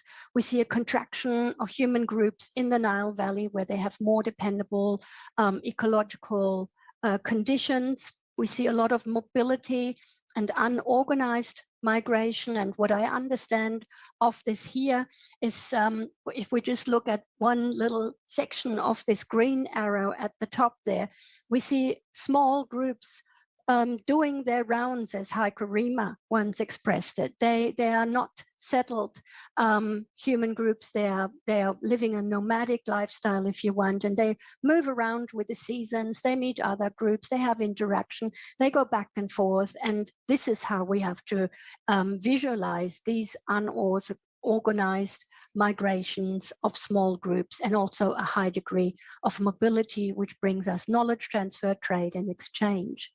In the 5th millennium, we see the emergence of permanent agricultural villages, regionalism, of course. I don't think the term Nagada culture is really working for us anymore because we have so many regional variants, even in Upper Egypt during Nagada 1, Nagada 2, and still Nagada 3, and this continues this way. So this 5th millennium picture of emergent permanent agricultural villages brings us to the 4th millennium with permanent settlements. Of course, we have also permanent settlements already in the 5th millennium, but we see more and more of these. We see increasing social complexity, increasing craft specialization, centralization, trade, exchange, knowledge transfer. And from there, we move on, we get via the mid fourth millennium to the late fourth millennium to a situation where we actually have the first phase of ancient Egyptian state formation,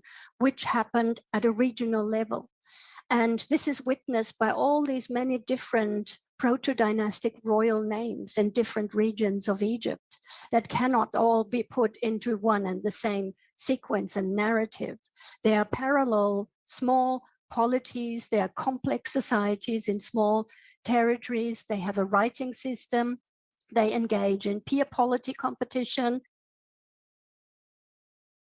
Man, we had Egyptologists came on and said the same thing. Same thing. Remember that, Juju? Yeah. That was our first interview Mm. with, what's her name? Oh, dang. Man. Chinese Yeah. lady, Rebecca Wang, Rebecca Wang. Dr. Rebecca Wang. Absolutely. She said the same thing. Mm-hmm. So we're not listening to the chatty patty. Scientists do not speak in absolutes. Okay? If you're speaking in absolutes, you're absolutely wrong. Right? You want to know my stance? This is my stance right here. There's plenty of evidence to support this. Simple as that. We can support this with evidence. We can talk about any portion of this we want to. Now, blase try to tell you that you need to just focus on the yellow or focus on the green or whatever. We don't got to do none of that. We can do it the way we want to do it. We've been doing it at such high levels. Let's finish this off. They have comparable ideologies expressed, for example, in the Horus name, and they have a comparable definition of institutionalized power and leadership. And this, ladies and gentlemen, this is the beginning of ancient Egyptian civilization. It has its roots in northeastern Africa, in Egypt, and it did not require any external invasion, conquest, influence whatsoever. The Egyptians were perfectly capable to do this all by themselves and be the first in world in the Horus name. And they have a comparable definition of institutionalized power and leadership. And this, ladies and gentlemen, this is the beginning of ancient Egyptian civilization. It has its roots in northeastern Africa, in Egypt, and it did not require any external invasion, conquest, influence whatsoever. The Egyptians were perfectly capable to do this all by themselves and be the first in world global history to form the first territorial state of Egypt in phase 2 of state formation. And with this, I thank you for your attention. Man, he never. Yeah. Thank you for y'all attention here. This where I'm rocking at. Man. This is where the science take me to. Now, nobody listening to this video will say these things is about to be said. Now we're getting to the fun portion of the show, ladies and gentlemen. Call your friends, let them know we checking in. He never watched the whole video. Never read it, never watched it, never did none of that. Never read the description, didn't do any of that. Yeah, I just want to say this is gonna be a funny and awesome example when a pseudo always dies by their source. Yeah. Oh man, let the beam footage roll. What you say, Gullah, real quick? What's good? Yeah, your phone sound crazy, yo. You in the Dang, Gullah. I ain't on no phone. I'm on my laptop. Oh boy, that is not working. Yeah, why you using your laptop? You ain't supposed. Oh yeah, you. You must got one of them Google Chromebooks. You ain't got no Apple. I'm just kidding. It's not working, Gullah. No, it ain't working, Gullah. You gotta reboot. Yeah, it's doing like a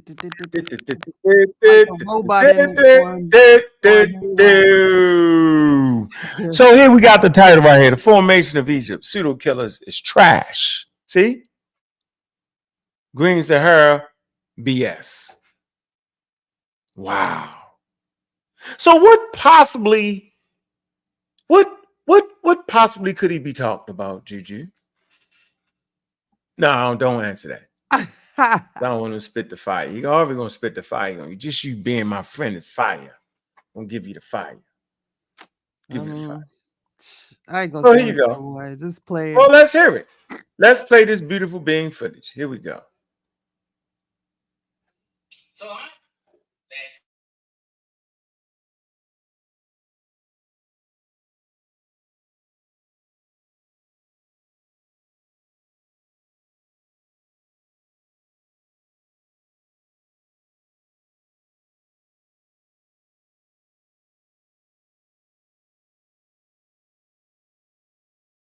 We can't hear that. Yeah, man. So why y'all tell me to mute it out? Why can't you hear it, yo? You couldn't hear Man, it I'm at all. sorry. No. Well, you gotta help. You gotta pay attention. You gotta let me know when they can hear I'm it when you can't. sorry. Come on, yo, I'm stay out the sorry. chat. You gotta stay out the chat, though, Jude. Come on, you gotta work with me on this. Just right here. We gotta get this right. Yeah, we definitely gotta get this right, yo. Come on, yo. Come on, yo. We gotta focus right here. Seriously. I'm Come on. I'm one of the people who laugh. Okay, when I I get know. Let's instructed. laugh at the video though, because this is funny. I can't believe it. God, okay. We're gonna take a break right here. Let's take a little break. Let's take a cash app break. Okay, All right, cash let's out take a break. cash app break. You want to play in the chat for a minute? Go ahead and play in the chat, Juju. Okay, I just want to Come say, on, yo. content. I got a Google Chromebook also before I got the Apple, so I got both of them. I ain't mean no harm by nobody. Oh, I'm Apple, point blank. Yeah, but Young the Apple kids is use that that. shoes, Nick. No, Young kids use it. the Young Apple kids using it. milk. I got to use it. Very simple, right there. Man, yo, hit that cash app, man. Show some love, man. Let's see. We about to get into No more in the chat. I'm Chief banned. X portion. Private chat. Chief X portion. Come on, we gotta focus on this. We about to get into Okay, Chief X I'm portion. focus. How many people y'all think was migrating across continents? The Kyle funny. Man, big up to Kyle, man. He sent a we definitely want to show this, man. When did black and white race began? Never. When colonialism came in, Kyle. That is your answer for $1.99. We have answered the question. Appreciate that donation, bro. All right. We cooking with hot grease. Here we go. God, I got the wild set off. Let's get it in. Now we get into the portion y'all really tuned in. But you got to go in chronology. I wanted you to hear the lecture. Hossie talked about it. She did an excellent lecture. We at commercial break right now with the cash app break, man. Man, let's see who got some cash. Let's see what y'all did. Show some love, man. Show some love, man. We on break. Cash app break. Let me see what we got. Let's see who shows some love. All right, Byron. We already talked about Byron. Byron showed some love. Who else showed some love in the game? Who else we got? Let's see. It's just Byron. Byron, man, I appreciate that, yo. The soul supporter, my man. All right, let's get to the favorite part of the show. We educating right here at levels unseen before in the conscious community. Now, you've heard the lecture. You heard we said, hey, Gella, didn't you get into a back and forth like people still didn't understand it? Am I not right or wrong? You gotta get on your phone. Get on your phone. Bro. No, you're not. The kid. I'm gonna get my phone, but leave the laptop phone. I got. All right. Yeah, your kids got you, yo. Do some water on that. That's funny, That's what they do, yo. They give you like that. Yo. They get you out there like that. All right, here we go. We're getting right into this. Come on, hey Juju, are you ready? If you're not ready, I'm paying attention. It's on private, but I can't see nothing. All right, come on, man. Okay. Right, here we go. Seriously. Focus. All right, yeah. If you can't hear it, you gotta let me know. I'm ready.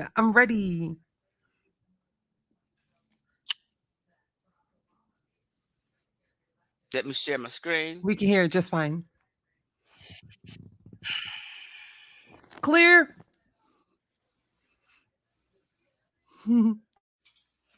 So Ankh last night Ankh. this video, and we're starting to talk about the formation of Egypt.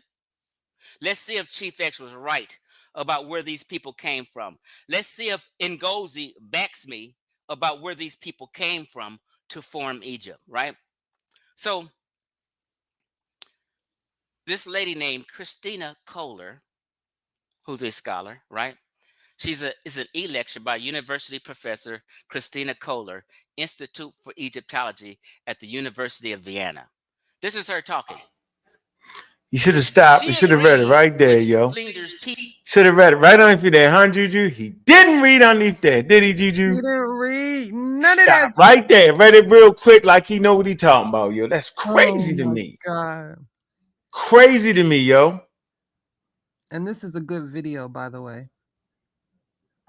What? Chief X video? No. Christina Kohler from the University of We Vienna. just played it. Everybody that's watching and tuned in now. Only a nut could mess this up. He messed it up. Only somebody that's at the end of their rope and the end of the contest can mess this up. Oh, this is too funny. This is checkmate. I'm done. Seriously, like I'm not doing it. Find me better competition. Oh, boy. All right? Find me better competition. Here we go. You gotta let me know if you can hear it, Juju, because see, I should be able to do this. Play Okay, it. I'm ready. Focus. Petrie, if that's how you Yep, pronounce it. clear. An old scholar back in the day.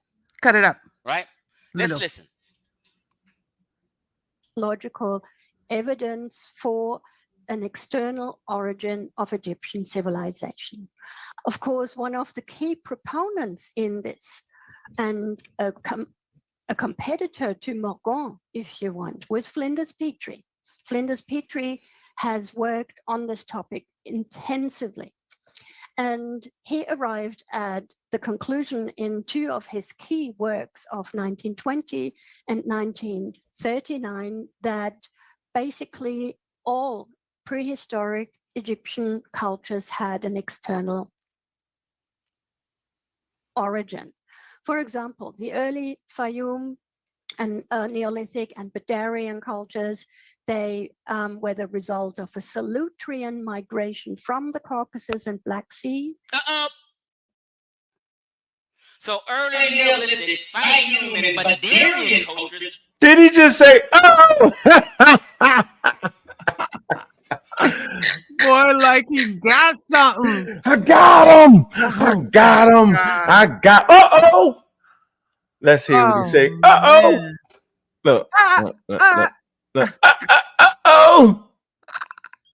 Can't be. Oh, boy.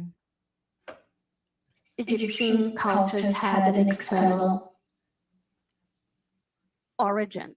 For example, the early Fayum and Neolithic and Badarian cultures, they were the result of a Solutrean migration from the Caucasus and Black Sea. So early Neolithic, Fayum, and Badarian cultures, what? From where? Migrations from Caucasus and the Black Sea. The act of a Solutrean migration from the Caucasus and Black Sea. Wow. The result of a Solutrean migration from the Caucasus and Black Sea. The Amratian first civilization was the result of Libyan invasion. What? The first civilization was the result of Libyan invasion. So funny. What? Look at his face, yo. Look at his face. Ladies and gentlemen, look at his face. Face of a pseudo. There's a face of a pseudo. Yeah, he obviously didn't look at the beginning of this video. What you mean, man? He didn't read nothing. He didn't understand nothing. All he had to do was read the description. He didn't read the description. He didn't look at the video. He didn't understand the video. He didn't look at the dates. 1939, 1920, 1939. Look, from 1853. Really, yo, is this what we doing, yo? He hasn't even researched a Flinders Peachtree. He said it was a tweet. He said him and Kaiser. He said Kaiser was a tweet.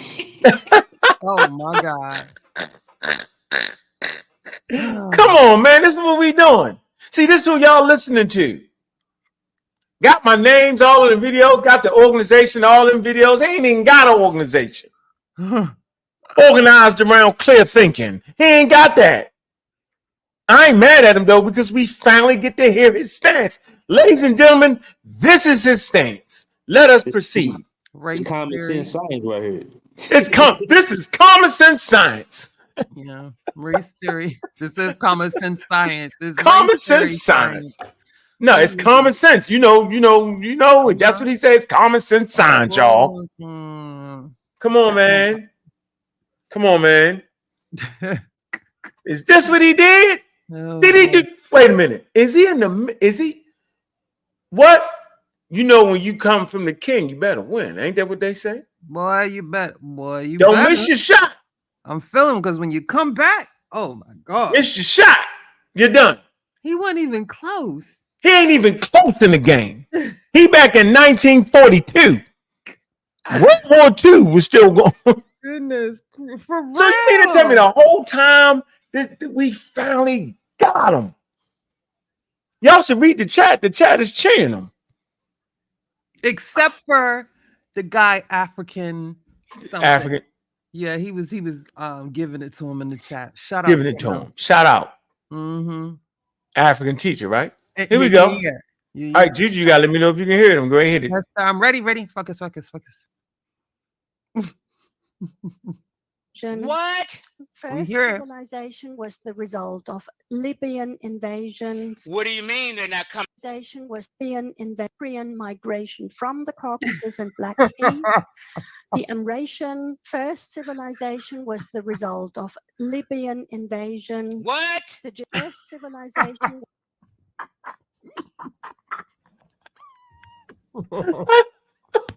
And he kept repeating it. What?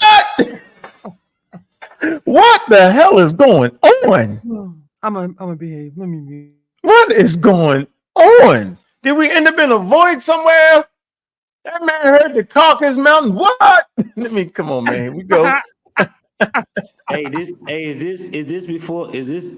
this after the part when he said No, we just starting. It's just starting. Okay, cool. Yeah. When he talked about the Sahara, he fucked the Sahara up too. Man, I don't even want to talk to that man about nothing after this. Y'all can handle it. What?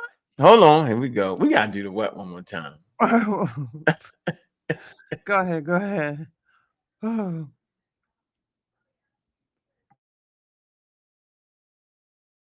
Migration from the Caucasus and Black Sea. The Amratian first civilization was the result of Libyan invasion. What? The first civilization was the result of Libyan invasion. What? First civilization was the result of Libyan invasion. What do you mean they're not coming from Mediterranean North Africa? Other Mediterranean places, the Levant, Syria. What do you?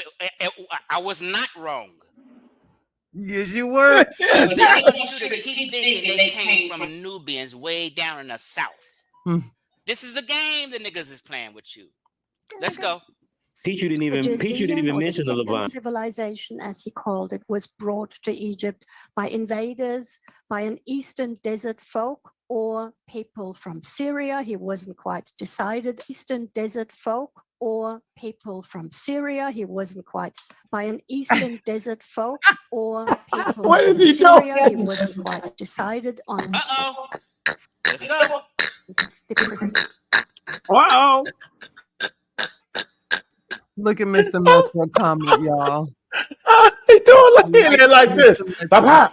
Look at he really think he got something, yo. Listen, so he agreed with the blue. The blue say results from the Caucasus and the Black Sea. That's an moment, right? Or even by invaders from the east. Watch him. Just watch this guy. Wow. Let's watch this guy. Yo. Look at this.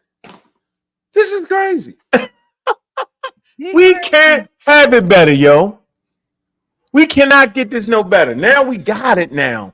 Ladies and gentlemen, this is what he's saying. He's saying this right here. He's agreeing with this lady. Read this. Now, the lady's not agreeing with what she's reading, right? But he's agreeing with the sources she's using. See, he agrees with the stance of Flinders Peachtree. Let's continue. I'm finna chop this up. Size point of origin, but clearly external to Northeast Africa, the Sumerian or third civilization. That was, of course, his piece de résistance, the dynastic race conquest, which certainly originated in Elam. That is in Originated modern day where? conquest, which certainly originated in Elam. That is in modern race conquest, which certainly Originated where? in Elam. That is in modern. Elam. That's around Iran. So when you say they come from other areas, all from the Mediterranean, all down into the Nile, and populate Egypt in prehistory times. There you go. We got a stance. There you go. We got a stance. There you go. Don't y'all talk to me. I don't want to hear nothing from none of the. I don't want to hear nothing from the cheerleading squad. Elam. He think this what this lady saying, yo. He think this what this lady is saying. Man, Yeah, I do not. Yes. What I'm telling you is, do not hit me in my inbox. Talking about it should be a debate. The guy is incoherent in what he's talking about. He doesn't even know that the lady is not agreeing with this source. She's simply walking us down to modern times. This is a 1942 source during World War II.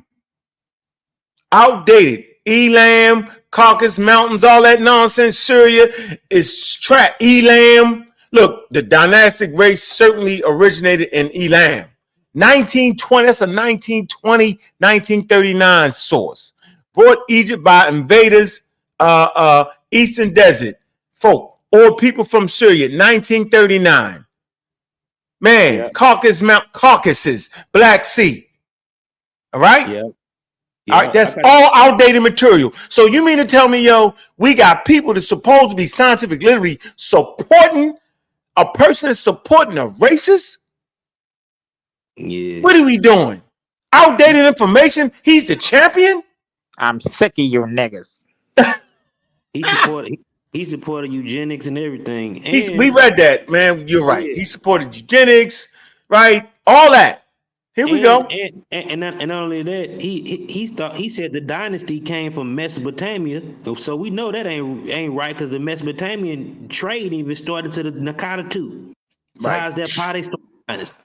Come on, man. Let's keep it going. We cooking with hot grease right now. I'm telling y'all. This who y'all put y'all wagon behind? Not the intelligent people over here. There's a lot of people that's been big up in Chief X. You would never catch me on the video doing this. Never. Let me know, Juju, if you can hear it.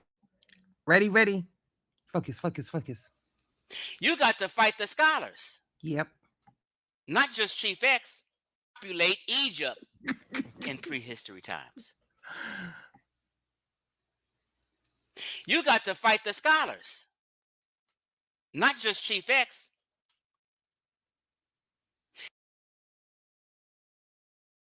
Well, we ain't fighting this guy, ladies and gentlemen, because he on his head. What scholar he talking about? He can't be talking about the lady, the scholar. He ain't talking Is he talking about this lady right here that we agree with? Hell no, he ain't talking about her. A pseudo always dies at these sorts. She killing him and he don't even know it. He's not talking about E. Christina Kohler from the University of Vienna. He can't be. He's not talking about her. This is this lady's video. Yeah, boy. But this is crazy to me. Talking about them North African wannabe.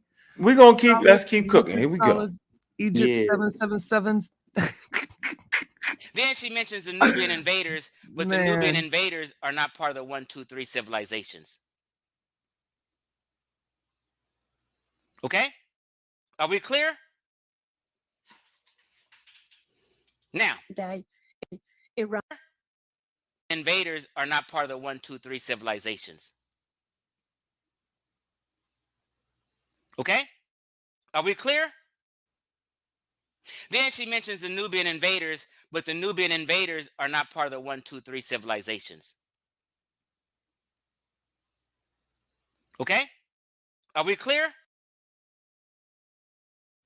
Hell no, we ain't clear.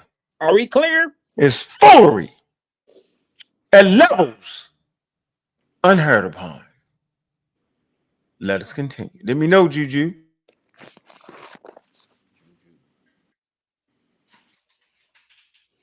Now, today, Iran. And finally, to top this off, there were also Nubian invaders who came from the south and who swept down and broke the second civilization. Petrie was very clear on this. And he Even mess up that part. The lady said, Petrie said that the Nubians came in and broke the second civilization. This man holler they wasn't part of the 1, 2, 3. So he just can't even know what the hell he's looking at this point. You still with me, Juju? I gotta stay on your head. Juju, you still with me? Juju. Man. Gideon, can you hear the video? Yes, sir. Yes, we can. Come on, man. You gotta, I told you, because I don't know. I don't want to be playing it long. Yeah, but my auntie Mildred call, I gotta see what she wants. Oh, all right, here we go. Dang. I promise I ain't in the chat. I'm focused. he gives us a lot of descriptions of how he envisaged how this was all happening. He spoke of invasions in very, very clear terms. The invasion by the Elamite race that began. the Elamite race. Let me just show you who the Elamites are and what Elam is, okay?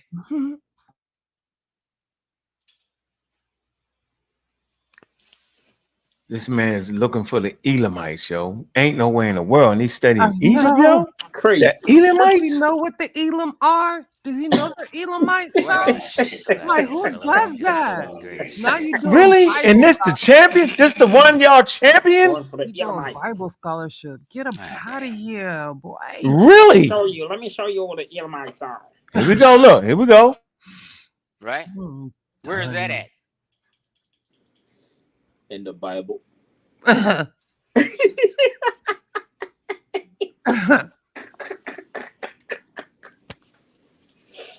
History of Iran. Okay, let's move forward. Again. Wow. Hold on. Where we at now? Oops. Did I Ancient show it? Egyptians are Iranian? History of Iran. Yeah, you sure ran. Okay, let's move forward. You ran with that shit. Elam. Right? Where is that at?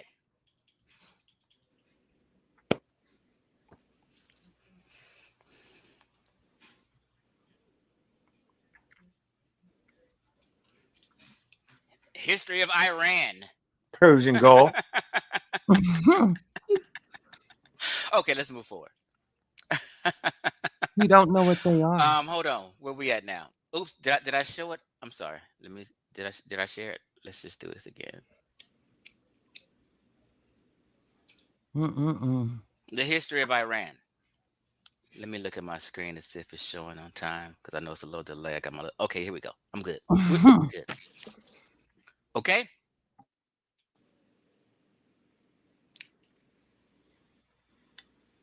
Where's her video at? Okay. Let's get back to the scholar. The dynastic series, and he speaks of a tumultuous age of dynastic invasion. Now, mind you, we're talking about the formation of Egypt before it became a nation state and the different invasions and migrations that made up these pre-dynastic people who flooded in and eventually made the nation state Egypt. Okay? Now let's move forward. So we heard him. Did these foreign people flooded in and made the city state of Egypt? Did he not say that, or am I tripping? Yeah, he said it. He said it. I'm gonna make sure. I want to hear it again. I don't know where Juju at. Go ahead. Play it again because I'm gonna chop it up. Who flooded in and eventually flooded it formation. Series, and he speaks of a tumultuous age of dynastic invasion. Now, mind you, we're talking about the formation of Egypt before it became a nation state and the different invasions and migrations that made up these pre-dynastic people who flooded in and eventually made the nation state Egypt. Okay? Now, let's move forward to who, and she agrees, had nothing to do with it. Let's go. That he gave in 1920, that the Negroes, we don't use this word today, obviously, anymore. That the Negroes, we don't use this word today, obviously, anymore. I use it only for historical reasons. I use it for historical reasons also. That's why I said Negroid or black, because people have problems with the word black and they act like there's no black people. So I said Negroid, but they know who Negroid is. But then they act, oh, Negroid's an old world word. You can't use that. They were trying to erase any kind of word that I was trying to show that I'm talking about black folk and sub-Saharan Africans. Okay, now the reason that Dr. Christina used the word Negro, she used it for historical value. Meaning, if she's talking about a particular time period and they use the word Negro, she's using it. She's showing it. It's not for what the hell Chief X is trying to use it for. I'm gonna say this again. Exactly. She uses it for historical purposes, meaning when they use it in the sources, right? She's gonna use it for historical purposes so you can understand what the narrative was. When Chief X he's using to apply it to modern times, being funny and messing up the information. I couldn't dream this up. This couldn't have fell into my lap like this. I was minding my business. Here we go.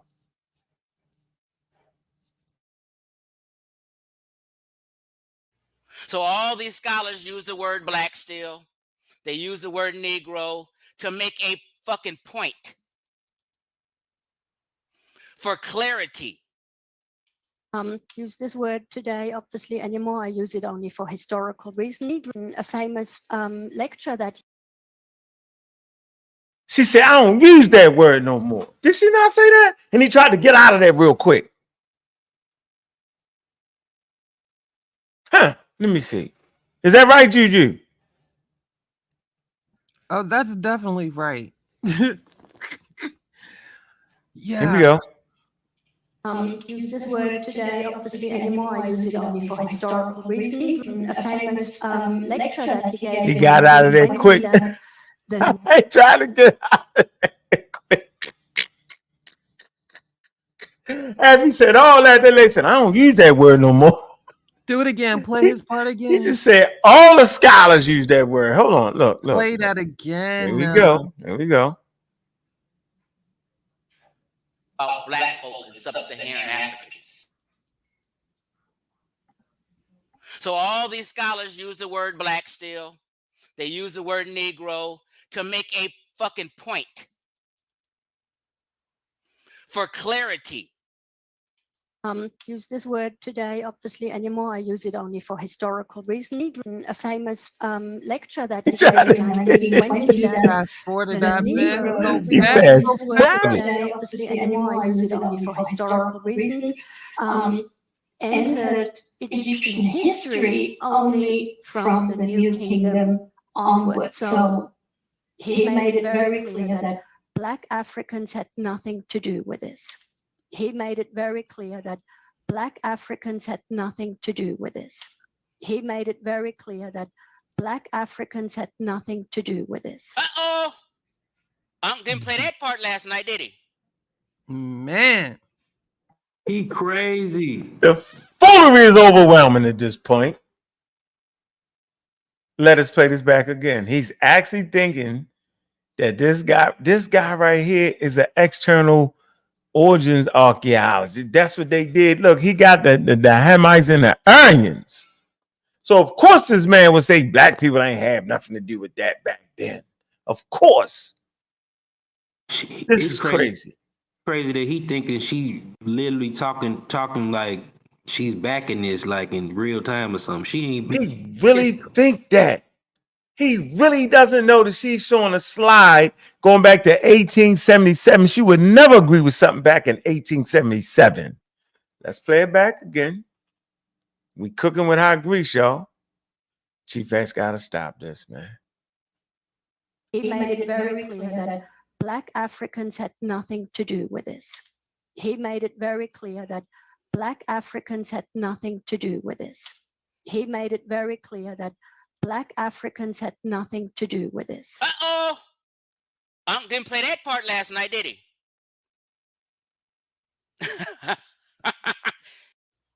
Ankh didn't play that part. Black Africans had nothing to do with this. Uh-oh. Ankh didn't play that part last night, did he?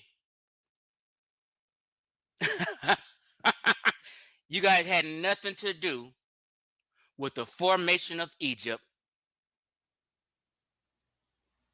People coming from areas of Elam, Iran, Caucasus, the Black Sea in ancient times, Libya, West Asia, these were not Negroids or black folk.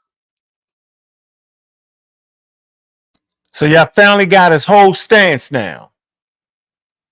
Right? Let's play this again so y'all know what his stance is. Don't talk to me. Don't let him change it up. He's clear now. Uh-oh. He's clear now.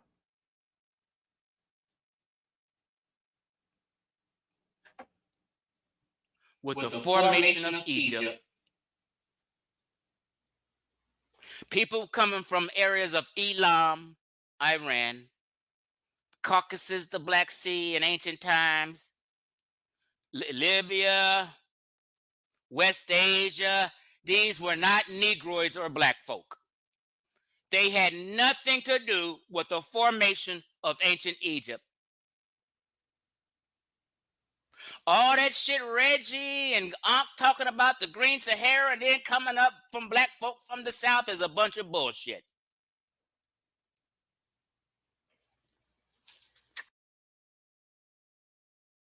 And for the record, that's not my stance. That's Brother Reggie's stance. Young, just check the record. Let us continue. Check. This is obviously only from the New Kingdom enter that he gave in 1920, that the Negroes, we don't use this word today, obviously, anymore. I use it only for historical reasons, entered Egyptian history only from the New Kingdom onward. So he made it very clear that Black Africans had nothing to do with this. This is obviously a very extreme variant, however, represented by one of the most influential Egyptologists and archaeologists of his time. So you mean that man couldn't hear her just say that? That represents an extreme view, but this man was a very influential Egyptologist at the time. You mean he's not even hearing that, yo? Is he like just in a bliss or something, yo? In a blizzard of ignorance swirling around his head that don't allow him to hit? Look at his face. Look at him. Look. Can he hear it? Does he care to hear it? That's confirmation bias. Come on, man. This can't be this easy. We're coming to the end, man. Oh, but it is. Oh, but it can't be this easy. This can't be that easy, yo. Just gotta wait. They always gonna this mess cannot. up. You just gotta wait long enough. They're gonna mess it up. That's all you gotta do. Wait around long enough, and they're gonna mess it up. He did it. Now we got a stance. Elam. There's some weird man. Let me show you who the Elamites are. This is. Let's keep going. Here we go. Pause. Now, she said in the New Kingdom, because that's when the Kushite Empire began to get strong, and eventually the Kushite Empire ruled Egypt. Did the man just burp some wine out or liquor? Let's see. That's so Let's see if he burping wine. Oh, you funny. Kingdom, because that's when the Kushite Empire began to get strong, and eventually the Kushite Empire ruled Egypt for a I'm period of about done. 90 Damn, did years. he just burp want About liquor? 90 years. Because that's when the Kushite Empire began He to get burping up strong, that mad and dog. eventually the Kushite Empire ruled Egypt for a Okay. period of about 90 years out of 3,000 years. And that's why Yeah. they call them the Black Pharaohs. They don't call anybody else the Black Pharaohs except those Kushites in that 90-year period, 90-year period out of 3,000 years. Why? Because of the rest of the dynasties were not black folk. I'm sorry. I'm sorry, people. She agrees with Petrie. Later on, we don't have a lot of Say time. what now? Later on, another scholar clarified Petrie a little more and nailed it down a little more, but he basically says the same thing. Or why? Because of the rest of the dynasties were not black folk. I'm sorry. I'm sorry, people. She agrees with Petrie. Later on, we don't have a lot of time because later on, another scholar clarified Petrie a little more and nailed it down a little more, but he basically says the same thing. Right? Let's continue on. Now, here we are again at this graph, and you can now see how the Hamitic migration Let me fast forward a little bit. based Gordon Child, a British archaeologist who defined what cultures were, historical culture of archaeology. Okay. Petrie's sequence of pre-dynastic cultures is a perfect example for this culture historical archaeology with his different what he called first civilization, second civilization, third civilization, and each one. Now, these she's talking about in the name of her lecture is the origins of ancient Egyptian civilization.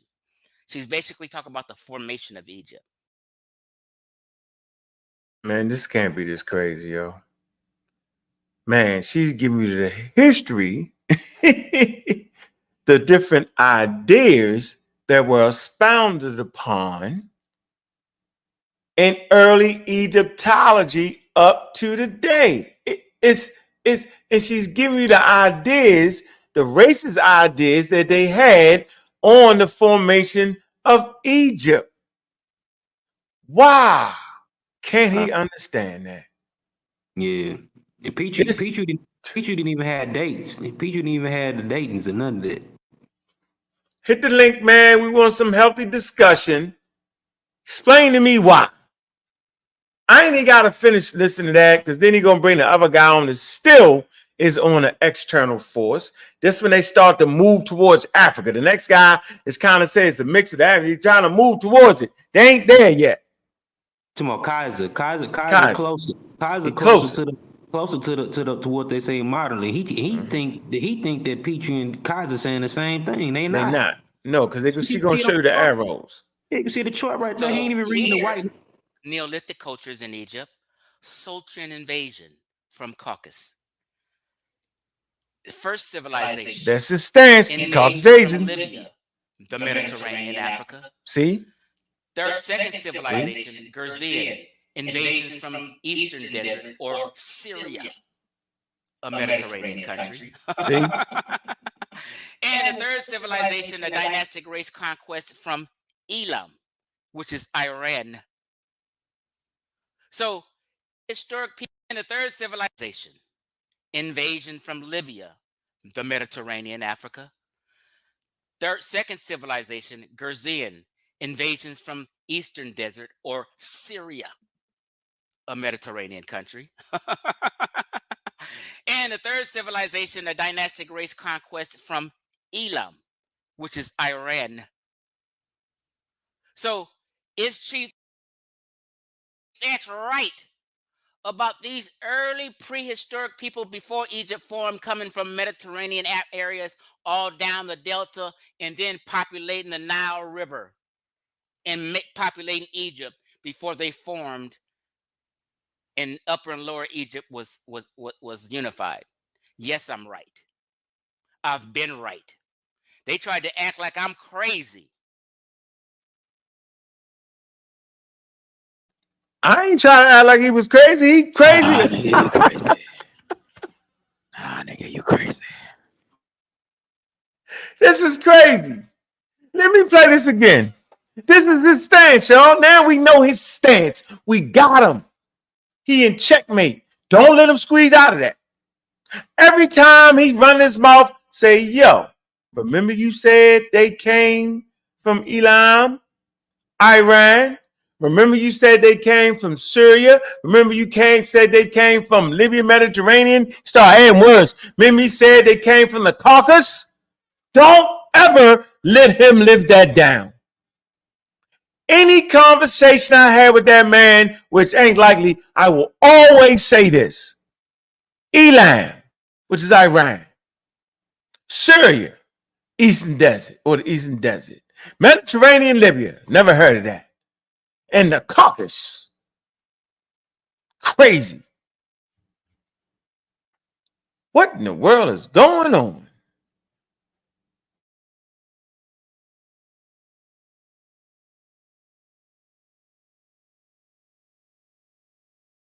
All down the delta and then populate, which is Iran. And the third civilization, a dynastic race conquest from Elam, which is Iran. So is Chief X right about these early prehistoric people before Egypt formed, coming from Mediterranean areas all down the delta and then populating the Nile River and populating Egypt before they formed and Upper and Lower Egypt was unified? Yes, I'm right. I've been right. They tried to act like I'm crazy. Okay? One of them being caused by an invasion from outside. So why did Petrie believe, for example, that the Josian civilization had its origins in the Eastern Desert or Syria? Well, he substantiated that, for example, with desert or Syria. Well, he substantiated his claims, and she agrees. That did Petrie believe, for example, that the Josian civilization had its origins in the Eastern Desert or Syria? Well, he substantiated that, for example, with the raw materials of certain artifacts that were particularly typical for the Josian, for the second civilization, like these stone vessels here, which obviously come from the Eastern Desert. He also suggested that with parallels of certain artifacts in Levantine archaeology, parallels of certain artifacts in Levantine archaeology, parallels of certain artifacts in Levantine artifacts of the He's time. dancing, hitting the rewind button. Pottery in Levantine archaeology of the time, such as the way we handled pottery. Facts in Levantine archaeology of the time, such as the way we handled pottery. And pause. Now, everything she's saying later on in Ankh's video yesterday, Ngozi totally co-signed just straight off the head, and I don't even think he was even had her in mind. I'm showing you in now, everything she's saying later on in Ankh's video yesterday, Ngozi totally co-signed just straight off the head, and I don't even think he was even had her in mind. Everything I'm showing you and saying now, Ngozi went off the head with it in the video yesterday, and he wasn't even really referring to what I'm showing you now. Gullah, can we kind of clean that up? Because that's not a true statement right there. Not at all. First of all, the lady is doing a report, is showing you that Petrie made his determination based off of pottery, and he felt like pots equal people. But we know today that pots don't equal people, because you can be a wine seller, right? Sell wine from the Middle East, right? Put it in your traditional jars and ship them to the caravans. Exactly. Okay, Yep. right? Yep. You can buy fine china from China. It doesn't mean that the Chinese started the civilization in America because you got pottery from China. You got China. Doesn't mean that. It doesn't mean because you got pottery from certain areas in Syria, you know what I'm saying, or Eastern, that mean that they started the damn civilization. Once again, he was under the auspices that pottery equals people. Today, we no longer say that. She actually said it in a damn video. But of course, he didn't watch the whole video. This is horrible what he's doing. And he's doing it on purpose. This is the guy that people claiming to be scientifically literate has gotten behind. It's horrid. This is what we got to go through. I got 100 videos with my name on this page. It's the craziest thing ever, man. Come on. What are we doing? What have we done? He backs this. Let's clear Gozi's name. Gozi does, from what I understand about what Ngozi talks about on the shows, from my 13 years, 14, 15 years of experience with a young brother, he does not back Petrie's wild ass invasion thing. Am I just trying to say that, Gullah, or is that correct based off what you know about the brother and the sources we read together? Would he be backing this? That's what I'm asking. Hell no, he ain't backing this. I talked to Ngozi earlier today. He ain't backing this, bro. He making it up. Like he ain't even when he went about to show what Ngozi said, it actually lines more up with Kaiser stuff and not Petrie.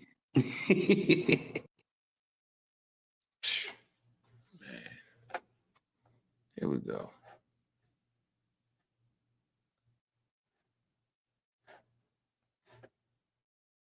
Why he had to bring the man name in it though?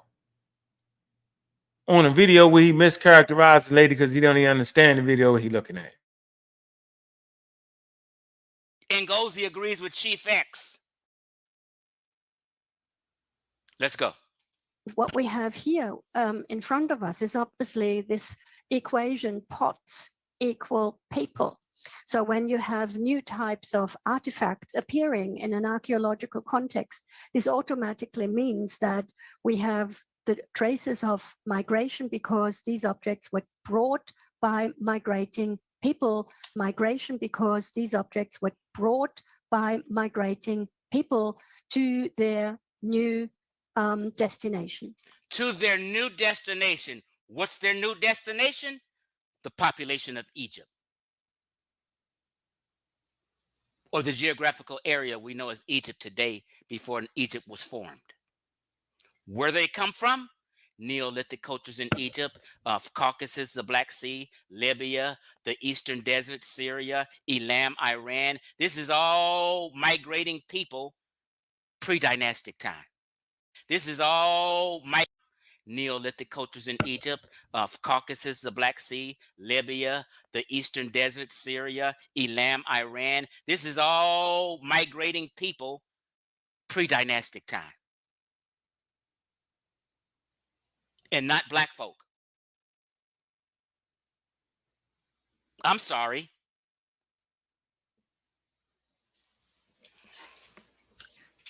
Now we move on. So let's move on. So I said, and just you have to pay attention and listen. Ngozi.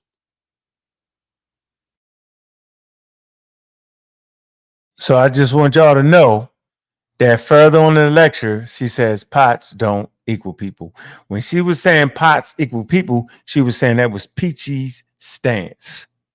That's how he came up with this idea that the pots they found in Egypt and the knife they found in Egypt, the one knife that they found in Egypt, somehow was brought there by foreigners that started the civilization. We can't make this stuff up. Let us continue.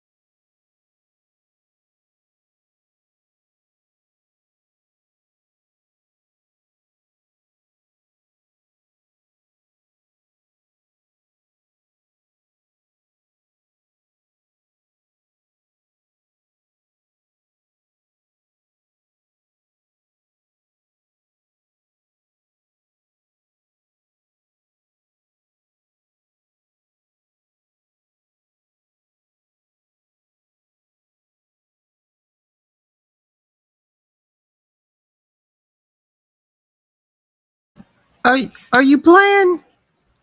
Yeah, No see, you sound. left me out there hanging. That's what I asked you. See? No, I thought you were still Yeah. searching for the place, No, though. I was actually playing it. No, Oh here we go. man. Yeah, we good. She ain't saying that was cool. Because I wanna prove that she says that the pots don't actually she was saying that was Petrie's evidence, right? So let me Right. come right here. All right. Means I gotta You stop trying to and do all this test me. again. Don't be testing me. I'm not testing you, man. We gotta work together. Yo, if you leave me out there, I'm gonna, I'm you're not gonna leave me leaving out you there. out there. No, yo, yeah, you're supposed to stop me. It's I all good. caught it. Yeah, you did. I appreciate that. Focus, More than focus, what I focus, did. focus, focus. More than what I I'm did. Here we go. focused. Focus up. Here we go. We're coming to the end. Here we go. All right. So what was the evidence cited Clear. for this pre-dynastic Nagada conquest of Lower Egypt? For example, just like Petrie, Kaiser used the idea of the wavy handled pottery, for example, as one key identifier of Upper Egyptian culture. In the north, on the right-hand side, you have a grave from Minshat Abu Omar number 105, where you can see wavy handled pottery and other artifacts of Upper Egyptian style, which for Kaiser was the evidence to suggest that the Nagadans had actually entered the Nile Delta and conquered it for Upper Egypt in order to include the Nile Delta in the Upper Egyptian kingdom. Again, this is the pots equals people.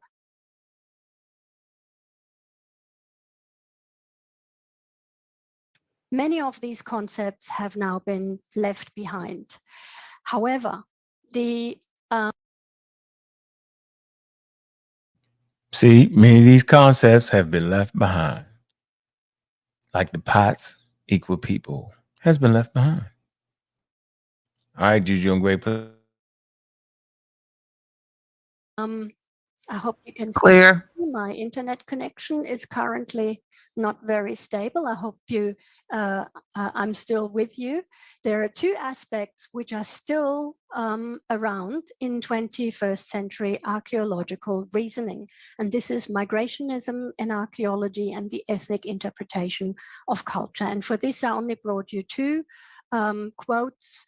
2016, the Nagadians came to the Delta as tradesmen or settlers, but with the permission of the Lower Egyptians. Here we have narratives where the Lower Egyptians and the Upper Egyptians interact with each other in pre-dynastic times. Or we have the expression that the Maadi culture was not interested in certain aspects in Lower Egypt, or that the Nagada culture had ambition. So we can see what Gordon Child described as as cultures as actors in historical narratives. This is very clearly visible in the writings of a number of 21st century archaeologists. It is also still present in modern studies. Okay, let's get back to Chief X video. All right. So, like I said, she spoke of all those things are outdated. That we don't say that pots equal people. Y'all can just look that up. All right. Let me get right back to here. All right. I'm probably had to do this because it ain't going to do it right. All right. So yeah, this has been a very, very good show tonight, man. We're showing and proving that everybody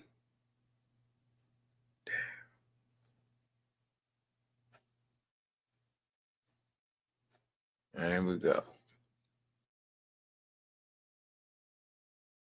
Co-signed me.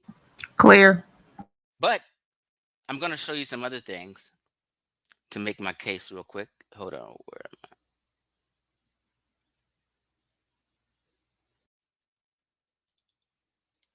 Go in, Ankh, and co-sign her and co-sign me. Not Ankh. Ankh is fucking wrong. Go in and Ngozi and co-sign us all. Now, Wow. wow. We know the Fire A group based off flint tools, sheep, certain animals and different things, they have a large connection or share large affinities with people in the Levant. Tell them again, Ngozi, what? Group based off flint tools, sheep, certain animals and different things, they have a large connection or share large affinities with people in the Levant. This is exactly what she said. This is exactly what Petrie said. This is exactly what Chief X said. Petrie don't even mention the Levant. Yeah, he's talking about the sheep, Yeah, right? talking about the It's not the yeah, fauna. He's not talking about the flora. He's talking about the fauna. That's supporting Ngozi right here with a high level source. All right.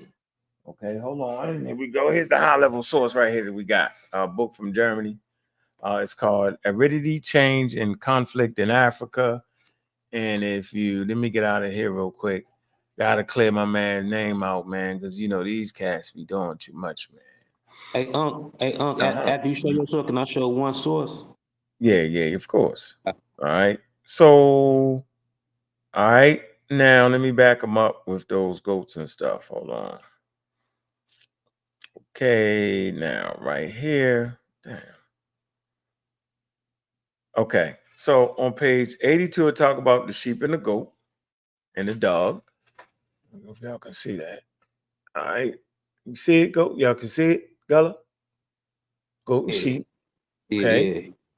Okay, that's a goat and sheep. Okay. The Paleolithic geographical argument can be applied.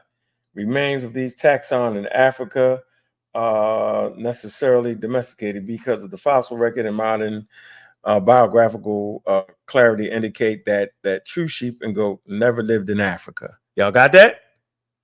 Now the donkey is indigenous to Egypt, but not the sheep and goat. So I'm going to support my brother on that. All right. It's backed by the archaeological record, right? It's based off of understanding the fauna. Okay. Now, the section is dealing with the cattle. Okay. Now, the cattle. It talks about that the possible presence of early domesticated cattle in the archaeological sequence of Napta was first announced in 1976.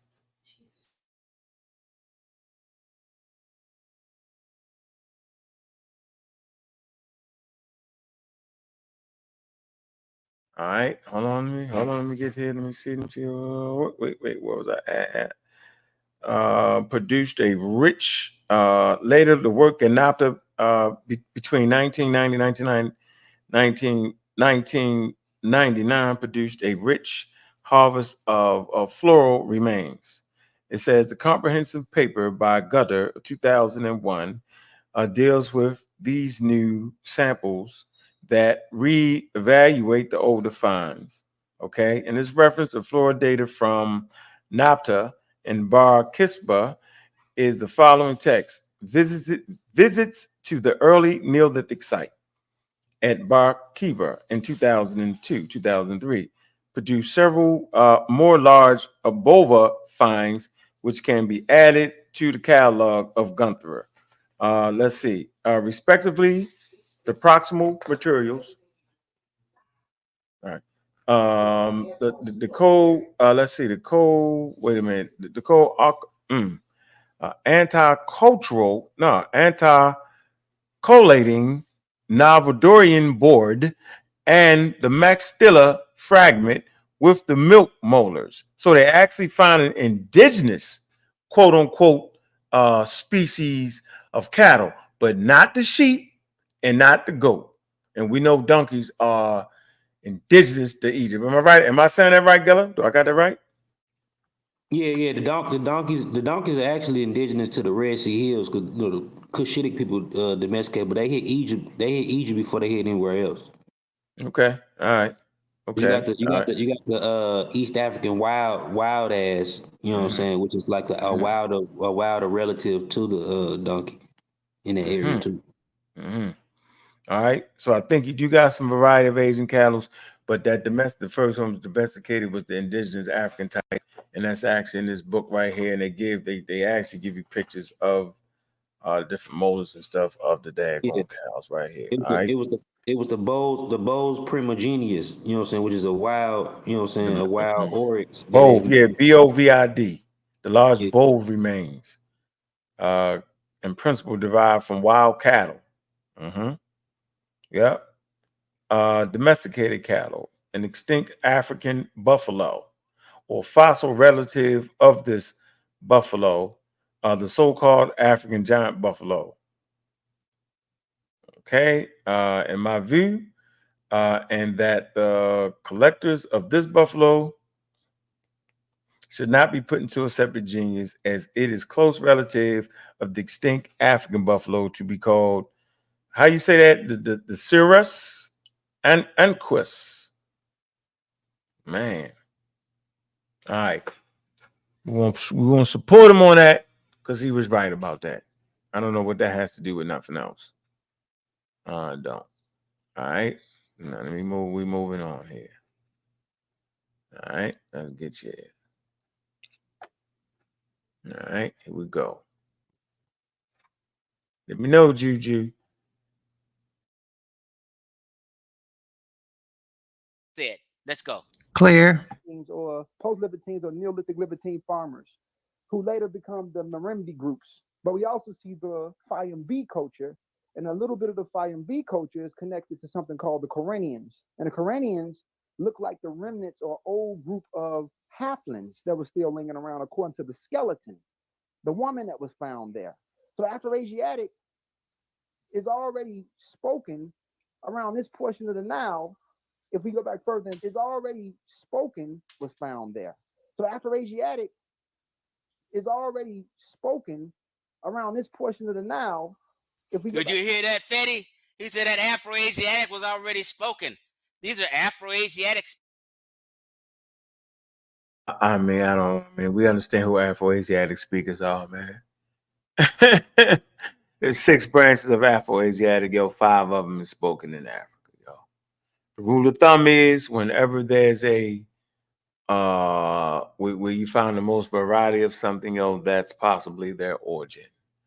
They don't actually have a fixed origin for Afro-Asiatic, but this is what they use. They also talk about it could be coming from the foothills of Ethiopia, based off of them not having words like they deal with farming.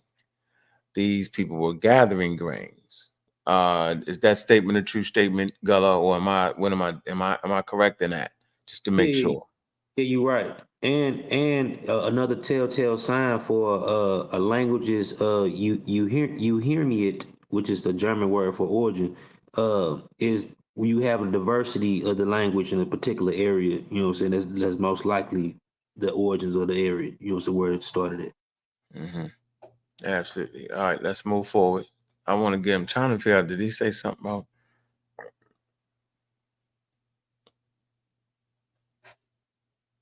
Yeah. Okay, so hold on. Now it was. Mm-hmm. Okay. 2000. So who are these?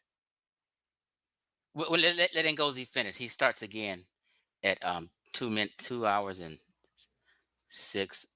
Let's go. Them indigenous to that portion of Northeast Africa. And when you see European, like people gotta know they read is trying to show that that's the layer that merges them or makes them indigenous to that portion of Northeast Africa.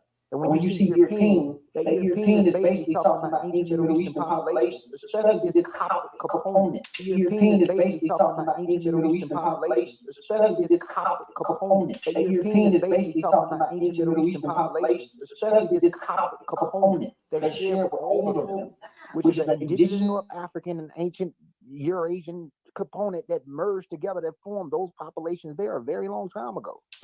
That shared with all of them, which is an indigenous North African and ancient Eurasian component that merged together that formed those populations there a very long time ago. Exactly.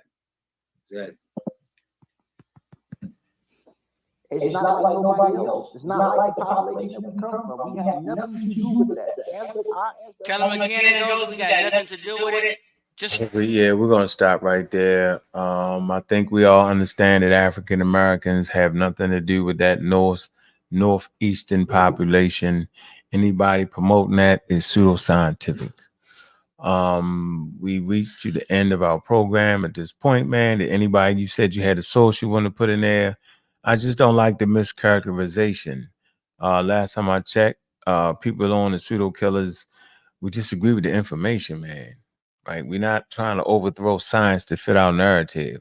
Nobody on the pseudo killers, community skeptics remotely think that African Americans, West Africans, Central Africans are part of the indigenous Northeast African population. That is a misnomer. That is a black allergy. Stancho, we do not say that. Simple as that. So this fake false narrative that all of a sudden Ngozi is saying something that we don't agree with is ridiculous. It's complete foolery. You see how this man messed up this video, mischaracterized the lady who was simply taking us through a journey from racist white supremacy and the different stances that they took, talked about how invading races came into it. And today we still got people promoting Peachtree. It's the most ridiculous thing ever. Elam. Egyptians come from Elam, which is Iran. Syria. This is ridiculous. The Caucasus. He said that. And yet we still support the nonsense. So at this point, man, you had a source though, Bella? Yeah, here I come. I'm getting the page together and had lost it, but I got it though. It's right here. You had the 3 hour mark, man. We're here in the game, man. And look, man, this is ugly, man. So it is what it is, man. Just a little recap. We had a situation where our Sunday shows was going to be dedicated to Egypt, genetic information, archaeological information, all things Egypt on Sunday, starring Ngozi, Gullah, and me.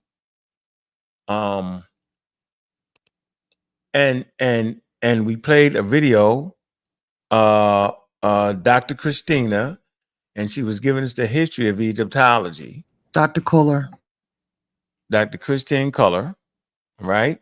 She was giving us a history of Egyptology, and she was actually putting forth information that I agree with.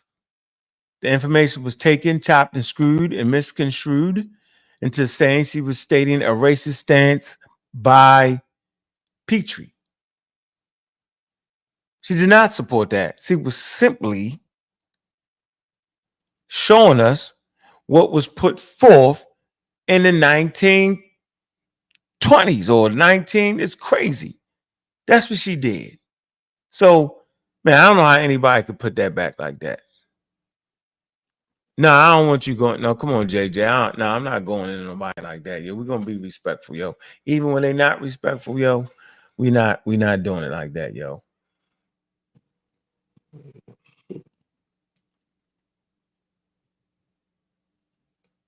I might have to show. I might have to show it on the next show if it's too late. Like I can't even the damn page. Lost the damn page. Yeah, don't worry about it. We do. You know we're gonna have that next show there. But yeah, man. So we're not sitting around here doing that, man. Yeah, you welcome, JJ, but we not bashing nobody, man. He do the back. We don't do the bashing. We do the scholarship, bro. We don't got to. Matter of fact, we want to be mentioning this guy for a very long time after all that what he just said. So it's not that you're not working on the pound, brother. It's not it, yo. We closing out, yo. We don't want to hear that he didn't bash himself enough tonight. Yeah, the Cave of Swimmers, Wadi Sore. I see it, Gift Gabar. Oh, yeah. I see that. Yeah, you just passed. That was right there. No, I What was was looking that? for. No, I'm up her. Go It's back. right. A page right there. Stop. Right here? No, you went too far. You just had the Gift Gabar. You went up too far. Go the other No, way. I had a nice little piece right here though. Hold on. Let me show you something. Oh man. We gonna get into this one Sunday though. This Right in there, the you just passed it. on page 573.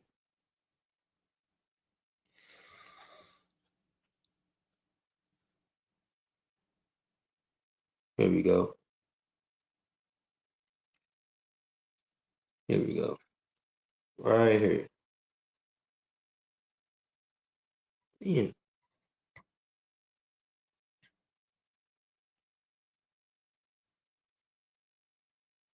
Right here. Where it say origins of pre-dynastic culture. You see right here? Oh, Go ahead. and it say we'll talk about Petrie and all that. Here we go. Damn, this thing be delaying. Here we go. Yeah, you right. The kids probably did get me on this computer. Oh yeah, that's what kids do, yo. Yeah, man. Buttons ain't even. Yeah, I'm gonna show it on the next show, man. This shit tripping. I'm gonna show it on the next show, man. Sunday, we're gonna get it in. I was trying to show where how Petrie and Bombertail was wrong. Mhm. You know what I'm saying? But I wouldn't get it today on Sunday though. All right, that'll work. Not a problem, yo. Not a problem. You know, yeah, and I want to make one statement too. He did with Chief X did get else wrong on that video. He assumed that the Sahara is somewhere in the central or somewhere. You know what I'm saying? He Yeah, don't know it's that the ridiculous. Western desert is the Sahara and it's a part of the Sahara. And you got some people out there that's following. I don't know, some of his followers, whatever, that Mm-hmm. don't know that the Fahim is in the Western Sahara. Matter of Mm-hmm. fact, the Fahim is the gateway to the Western deserts, and it's actually called the Great Depression. It's part of the Mm-hmm. Great Depression of Mm-hmm. the Western deserts. Mm-hmm. Mm-hmm. Wadi Sore. Yeah, Korga, you know, so that's another oasis. Siwa, you know, so you got different oases in the Western desert. That even the oasis is proof that it was once green in that region. Yeah, man. But I mean, you know, to sit up there and just argue with people who don't even like don't even understand where these locations are, yo. Um, man. Yeah, I don't know what to man. It's sometimes, man, I just don't. I mean, you know what I mean? I don't even know what to say, bro. Yeah, I mean, it's just frustrating sometimes, bro. You know what I mean? Yo, like, It's you gonna be know, okay. and oh, this it right here. I got the page right here. all right. Right here, it say origins. It say origins of pre-dynastic cultures. It's a one Mm-hmm. of the most problematic questions concern the origins of pre-dynastic cultures and therefore indirectly issues concerning the nature of ancient Egypt culture in general. The question is as old as the discovery of pre-dynastic cultures themselves. Petrie considered that the pre-dynastic of Upper Egypt to be defined by immigration. He labeled the cemeteries excavated at Nakata in 1894 and 5 as belonging to the new quote unquote new race. Although at the moment he did not yet realize that the pre-dynastic age of his discoveries. Towards he defined. I'm sorry. Afterwards, he defined the three phases distinguished by him as the results of immigration, and it say the earliest phase responsible for the Emiratian culture, now called the Nakata 1 through 2B, was supposed to have come from Libya. The subsequent Gerzon culture, now Nakata 2C through D, was supposed to have its origins in the Red Sea area. But the origins of the early dynastic culture, Petrie turned towards the Mesopotamia. The question of foreign influence and migration continued to dominate the discussion for a long time and was revived with the discovery of the Badarian culture in 19 in the late 1920s. One of the most important 20th century scholars focusing on pre-dynastic Egypt, Ellis Baumgartel, which that's Christina Cobbler. She even referenced him in that presentation you had showed. They say he considered that the pre-dynastic civilization to have originated in the south in what is now Sudan, and regarded the delta as an unimportant, undeveloped backwater. This view was already questioned in the 1960s, but at the time, the available documentation was limited. Meanwhile, the idea of immigration of foreigners was an impetus for pre-dynastic culture can no longer be sustained. As newly available information, subsequent ideas have changed the picture radically. The delta has been shown to be far more important than Baumgartel could ever imagine. And it's a lower Egyptian culture, previously described as Mahdi culture, Ubuntu Mahdi culture, has been attested at many of the delta sites already mentioned and now identified as a Pacific part of pre-dynastic Egypt. Mm-hmm. Mm-hmm. So sum it up for us. So basically, Petrie, Petrie was course was wrong, you know what I'm saying? And Bombertail, you know what I'm saying, he was slightly wrong as well. You know what I'm saying? They didn't just come from the south, they came from different directions. So but from a local standpoint though. So the immigration theory, you know what I'm saying, is no longer even looked at all. Now, saying the migrations was within the Nile. It's crazy, yo. The Levantine and all that is already in there, yo. Prior to the beginning of Pharaonic Egypt. And plus, it's crazy. When the goats and sheep came in, they hit the Nile area, you know what I'm saying? But they didn't just hit the Nile; they hit the desert areas which was green, because goats and sheep and cows gotta have pasture and all that. So most of them was hitting the Western Desert before they even hit the Nile. That's come on, man. It's just ridiculous nonsense, man. At a certain point, you gotta realize people ain't really reading. Hey, Juju, can you see this, Juju? No. Yep. Yeah, the Cave of Beasts. Oh, yeah. Where that's located at, Juju? Wadi Sura. Where's it located at? The desert, southwest Egypt. Okay, are you sure? Are you sure? Are you sure? Gilbert. It's Egypt, right? Yes. All right, where is this located at? It says southwest. Where you want me to read that? No, I'm just making a point here. Like, so yes, so we talking about people Egypt. It's in Egypt already, desert, right? Egypt. The desert, right? So we talking about people simply doing what? Say that again. We just simply talking about people traversing back and forth. When the Sahara changes, they migrate back. You know what I'm saying? To the Nile. All right, they back. So the population is coming out of Egypt, yo. You don't gotta have it nowhere else in those particular areas. Yeah, sure. That was just moving don't. back and forth. They was moving back and forth during the greening, because the greening has seasons. Man, it's just like, I don't know why this is a big deal, man. Maybe because other people mess it up or something. This ain't what we doing. We ain't messing it up. So I don't need nobody to help me. You got blase talking about he trying to help me. Man, get the hell out of here with that nonsense. I mean. I'm sorry. Yeah, nigga, we don't need no help. Nah, we don't need no help, yo. With help like that, you don't need enemies. Exactly. Not when you're appealing to the genetics. You don't know. You don't do that when you're trying to define or teach people about a culture. I mean, that's a multidisciplinary thing, just not for ancient Egyptians, but for any culture.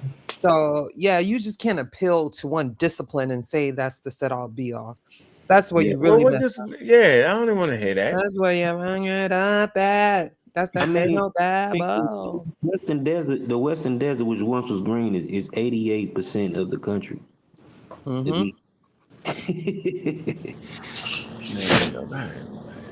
You know what? I'm just not doing this. I'm not sitting there doing this every night, yo. Mm-mm. Think he made our point here, bro. All right. Yeah, And pseudo y'all go go back and check it always. out. Now, who was you telling to go How look at about the whole this one? video? Who was you saying watch the video? Who was you talking to? Who are you talking to in the chat, Juju? What person? Oh, Astra 87. Shout out What? to Astra 87. Hi. No, he not saying nothing. He's saying it right. He ain't saying nothing. I didn't say he said anything wrong. Oh, you I was telling him to just watch the telling whole video? yeah, that's what I was telling him. I mean, Yeah, he's making a I think he's position, seen the but video, huh? I don't know. Think he's making a position, but I'm telling him that is No. He said she said multiple migrations around the region of Egypt. Yeah, that's what she said. Is it something else? no. You get it though, right? Remember she showed the arrow inside of Egypt and the migrations around that Yeah. arrow in the area. Yep. Yeah, so I don't think he was. I don't think he might have got that one wrong. I think he on point with that. No, I don't think he was getting it wrong. I was just, focused on the video, discussion of the video. Oh, okay. Yeah, Uh, yeah, I think yeah. I think I'm a little I think I have PTSD because every time someone from that arena say anything, I feel like they trying to push the genetics. I can't help it because I ain't never seen them push nothing else. So Oh, I ain't even really read it. I ain't even conceptualize it. But oh. sorry, Astro 87. Yeah. So even when we talk about the Sahara or indigenous people, I think we had a great conversation over. First of all, hollow groups are molecules.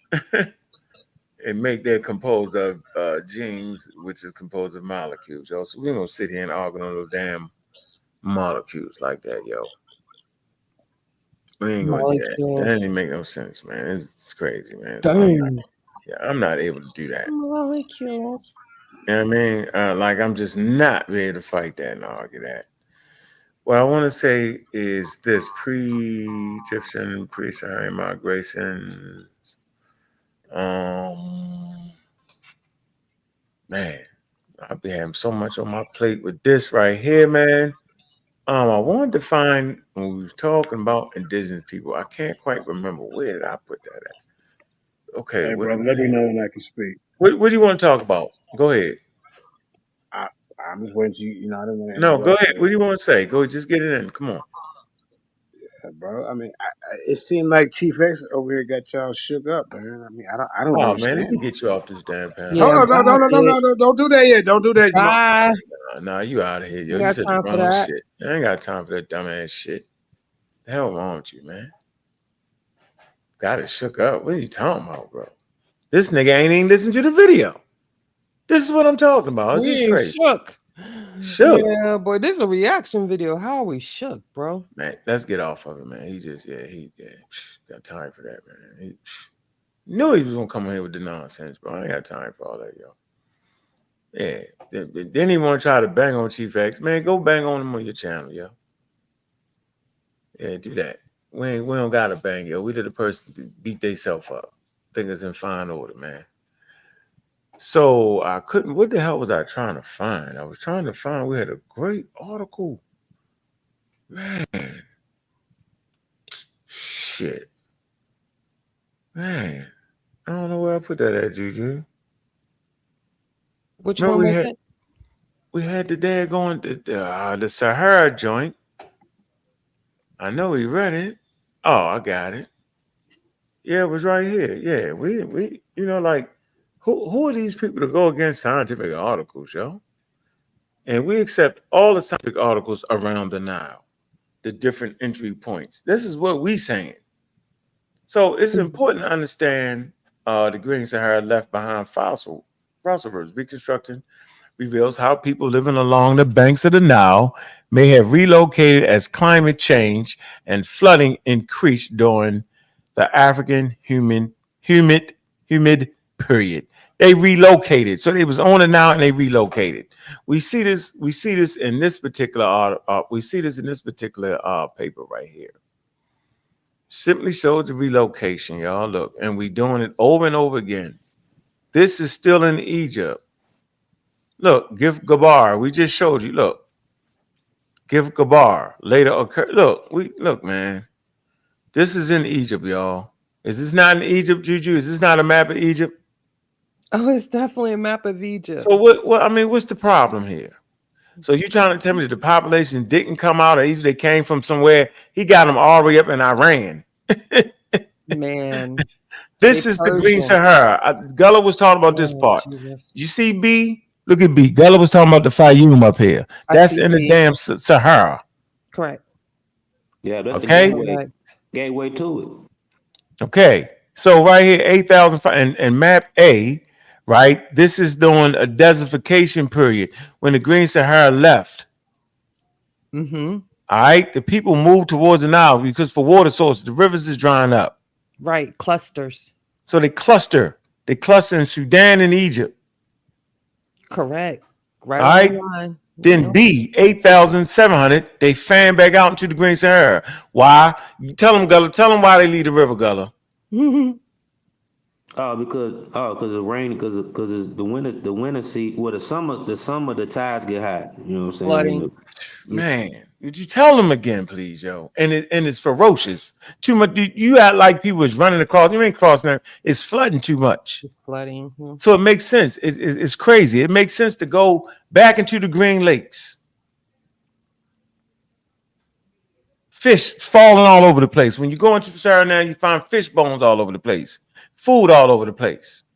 Doesn't make sense to deal with that river. So they out there. The population is in Egypt. Okay, from Upper Egypt to Lower Egypt. I don't know what more would you want me to say. I don't know what Reggie and them talking about. I don't know what the Black Owls is talking about. I know what we talking about. This is a scientific article. Then it's C. That it's 7,000 to 5,000 BCE. Right? You see the population is starting to get real populous right now. But they still not on the river, y'all. They on the river down here in Khartoum at the bottom. All right? That's correct. Okay, now we move to Pharaonic 5,000 to 3,500 BCE. You still got some people living in the desert. You can see the circle with no color, right? But they all back on the Nile again. So everybody didn't leave, but we can see it fanning out back and forth. So what in the hell are we talking about? I'm not talking about no damn West Africa. Yeah. Not talking about in Libya.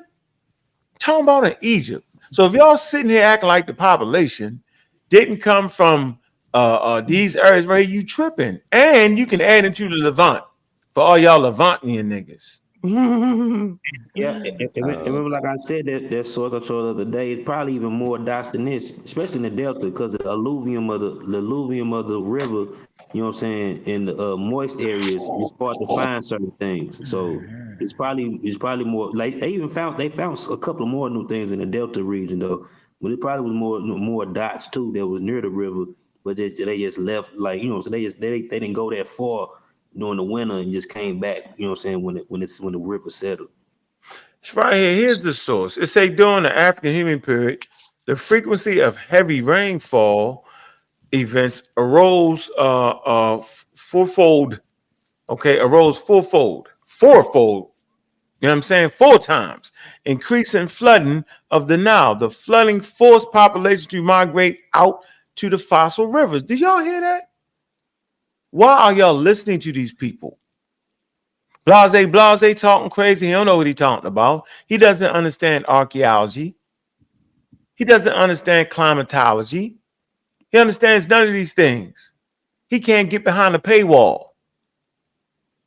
He trying to get free articles, cutting and pasting. I'm going to say this again during the African human period. Probably don't know what the hell it is. The frequency of heavy rainfall events arose fourfold, not twofold, but fourfold. Why don't y'all just stay by the river and drown and get displaced? It's what is it? Archaeoclimatology. That they study. Huh? Yeah, What you talking about? Because it's not climatology, it's archaeoclimatology. Understand the climate in ancient times. Oh, okay. All right. A specific Yeah, discipline. but they don't understand climatology. Lord knows that. Thank you for the correction on that.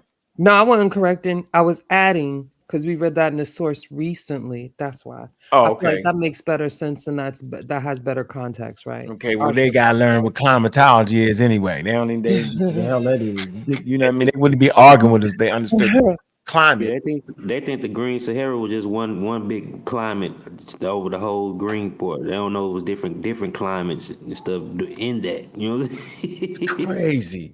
was like they think it was like Westeros or something where you had like an area was just always summer, area was always winter or something. I don't know. Come on, yo. I mean, come on, yo. We is not sitting here, yo, with this like this, yo. This is impossible.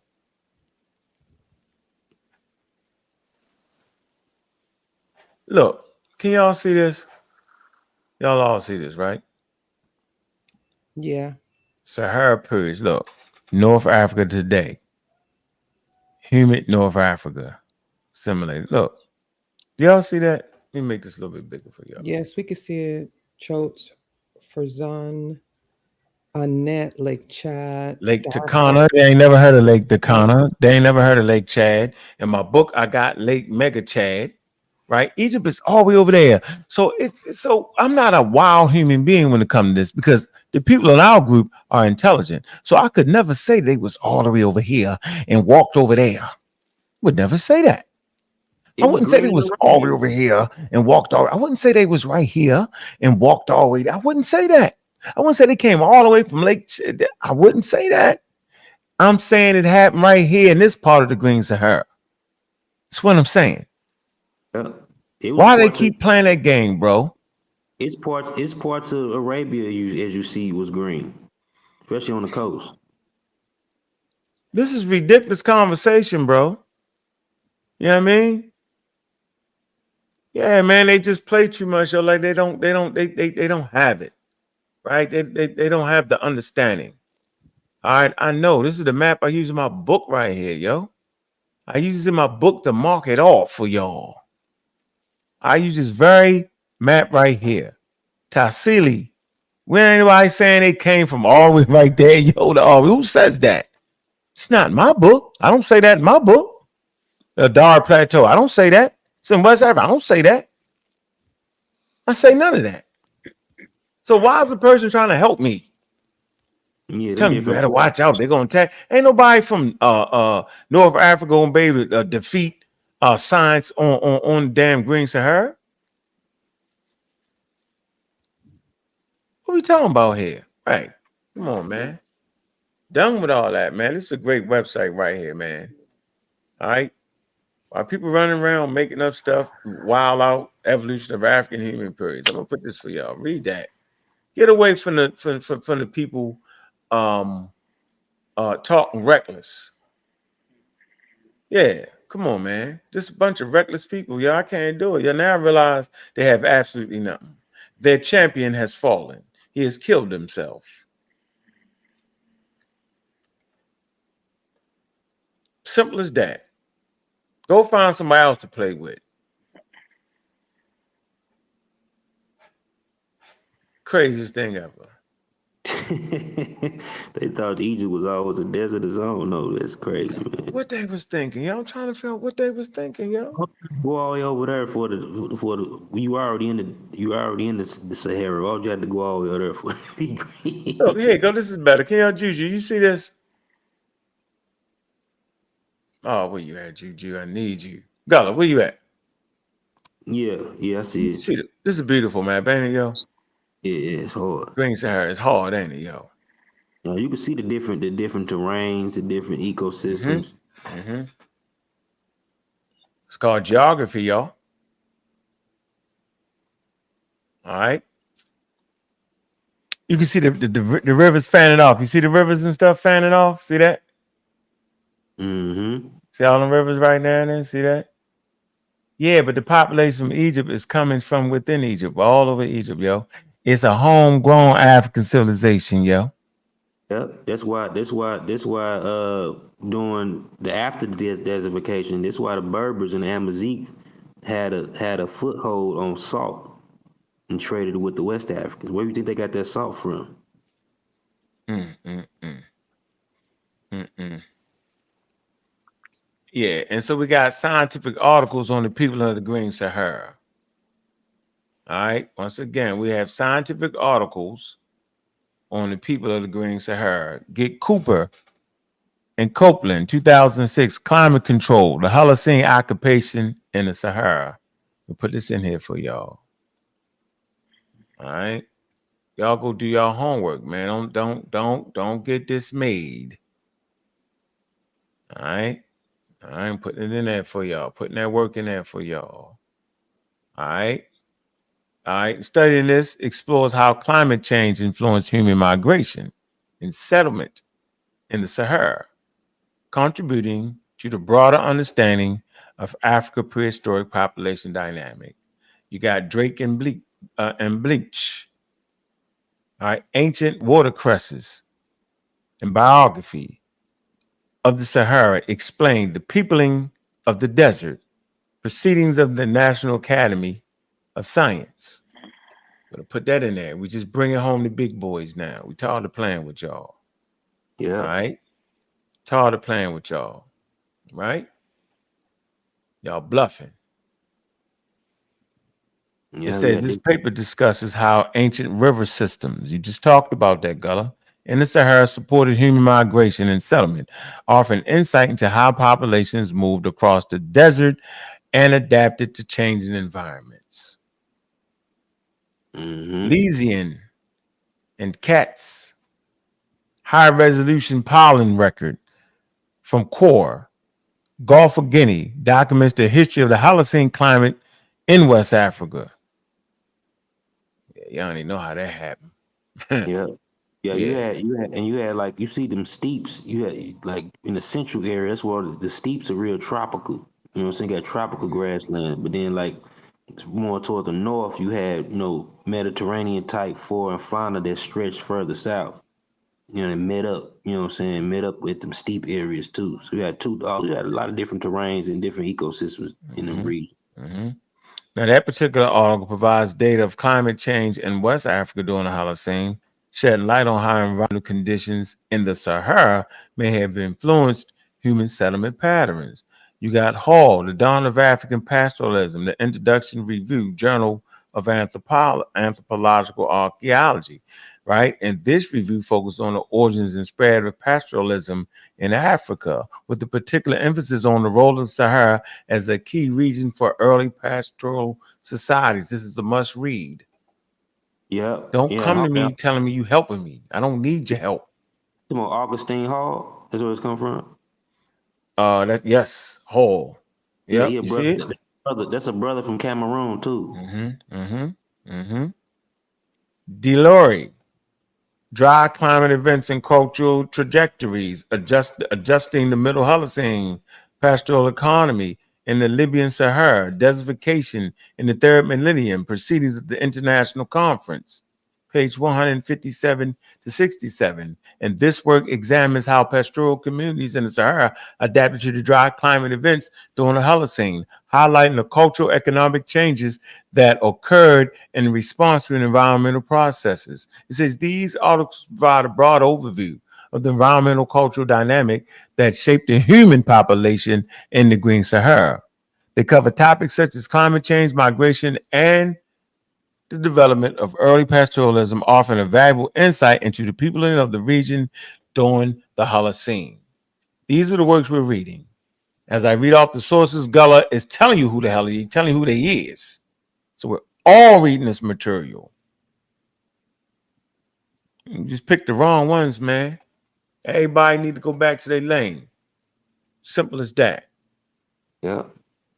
Yeah, that's a beautiful map right there, the Green Sahara, ain't it, bro? Oh yeah, it's rock. They Yeah, think we saying he just come from Mauritania, yo, and Senegal, and Guinea, and Burkina Faso, and Nigeria, and Niger, and Mali, huh? yeah. A lot of these people don't even know that the Sahara Desert, you know what I'm saying? All of it ain't like today, all of it ain't sand. All of it ain't sand dunes. Most of it is rocky areas. You know what I'm Oh saying? man. These dudes probably don't even know all deserts ain't even sandy deserts. Some deserts are snow. Oh, yeah, in the Sahara snow. Oh, hold on. Oh boy, you playing? No, I'm saying some deserts in the world are snow, like the Mongolian desert. That's snow. That ain't sand. I know. Can I show you? Y'all see the picture? Can y'all see the picture? Y'all see this? What that say, yo? The snowy Sahara, mid-January snowfall in the Sahara Desert in northwest Algeria, as overnight temperatures plummeted to below freezing, leaving these sand dunes near the town of An Sofra particularly covered in snow and ice. Snow is rare, but unheard of in this region. It also fell in 2000, 2021, 2018, 2017, 1979 during the summer months. The average daily temperature can be as high as 37. Here you go. Snow in the Sahara. Yeah, I just want to do that, yo. Let them know, yo, we so you can name something, yo, we can find it like this. Bah, bah, bah. You feel me? Show them how quick we jump, yo. We jump like that. Where you at, Juju?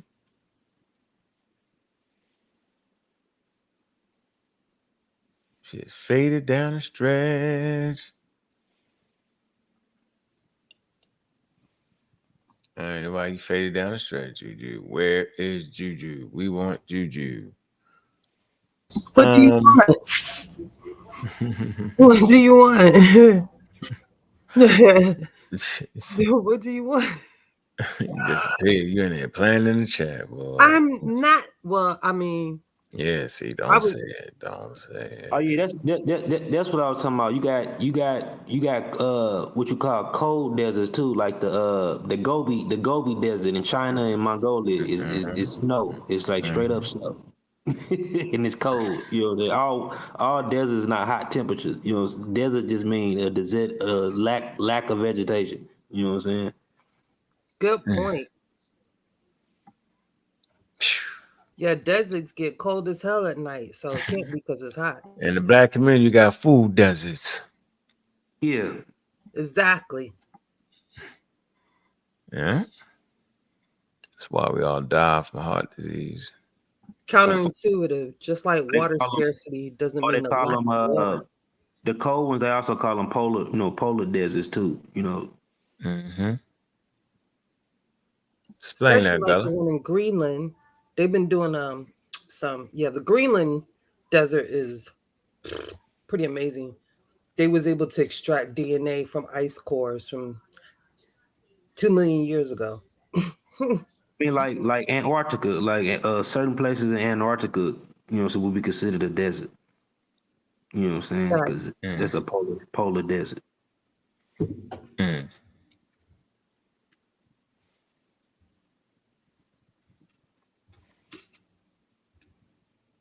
Polar desert.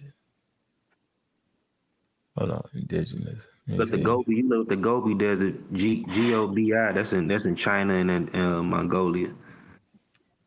Right on. So I want to go back real quick and finish off with indigenous. Now Ngozi show up. He in it?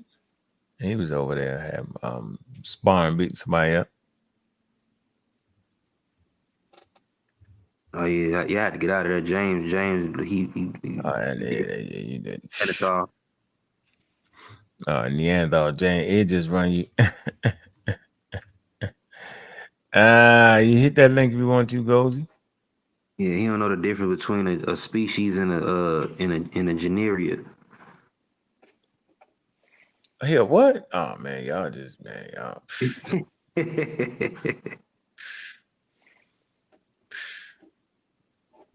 There you go, Street Sufi.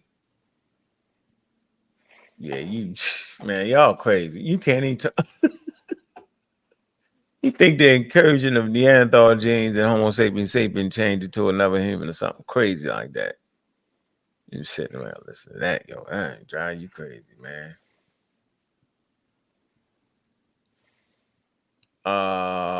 Indigenous. global indigenous groups, Native Americans. Indigenous generally refers to the original inhabitants of a particular region or country. These communities that have historically occupied the region before the arrival of colonizers or other outside populations. Indigenous people often have distinct languages, cultural tradition, and ties to the land that they have inhabited for generations. Um, Let me see. Maybe did he hit that link yet? Let me check and see. What's going on, yo? Hey, what's good? Yeah, we did our thing over here. You know how we do. We did our thing. You know how I go. Oh yeah, I think that's definitely a great show. It's been great shows, man. We've been doing real well. Hmm. Yeah, I great think that show. I think that people don't understand what indigenous is. I know you guys going through it. I'm glad you up this late, but I think Hmm. it's really important for people to know what indigenous is, um, and people to go in that direction because what James tried to do earlier is discredit populations that back migrated a very long time ago, and I don't think they understand evolution and genetic drifts and even adaptations that happens within evolution. And they're trying to play this very skinhead game in their own way, you know? Yep. Hmm. Skinhead gang. Yeah, I mean, because all they focus on, because all James' argument is all he's focusing on is what skin tone they wear, and he thinks that, light skin or having fairer skin makes you non-African, and having darker skin makes you more African. That's his argument. And Mm. he think the light. I keep telling him 1,000 times. He think the light skin has to do with Neanderthals. I keep telling him Neanderthals had a totally different gene that make their skin lighter. Not to mention in recent studies, because Neanderthals was a naked ape like we are, they also variated in skin tone. Yeah, yeah, yeah. so so Hey, so hey, in that Alice Roberts book, the book that Uncle always got in the back, the Alice Roberts book, she's mentioned that in there. yeah, I mean, like the Neanderthals in the Altai area, they were darker than the Neanderthals in other areas. We got to think we're dealing with naked apes, and like Shamaka Keita taught us, skin tone can go backwards and forward. It's not a fixed thing when it comes to skin. It's a reason why we have skin and why we have darker skin and why some don't have darker skin. So his whole argument is not to mention ancestral CC and not GG for the mutation for light skin derived in Africa, the ancestral CC over GG. Now, when we start talking about that type of thing, that goes back 600,000 years. So skin color can fickle. How long have we looked like this? How long have we had this type of pigmentation? What's responsible for what drives uromelanin, which is tyrosine, which is responsible for driving uromelanin? That's amino acid within itself. That's responsible for driving higher levels of pigmentation, which is uromelanin, right? Tyrosine is one of the major factors of it. What's the causes of it? Yeah, yeah, and then too, like if you think about tectonic plate shifts, Africa shifted slightly northward to even form the Mediterranean. It was a bigger gap between the Mediterranean and Europe at one point in time. So the tropical parts of Africa used to be to the northern areas at one point in time too. You know what I'm saying? Like Correct. a long time ago. You know what I'm saying? Correct. So imagine if that shift never happened. I like the old map that they had for Afro Eurasia, back in Yeah. that time, Afro Eurasia before a lot of the shifts, the wobbling of the earth.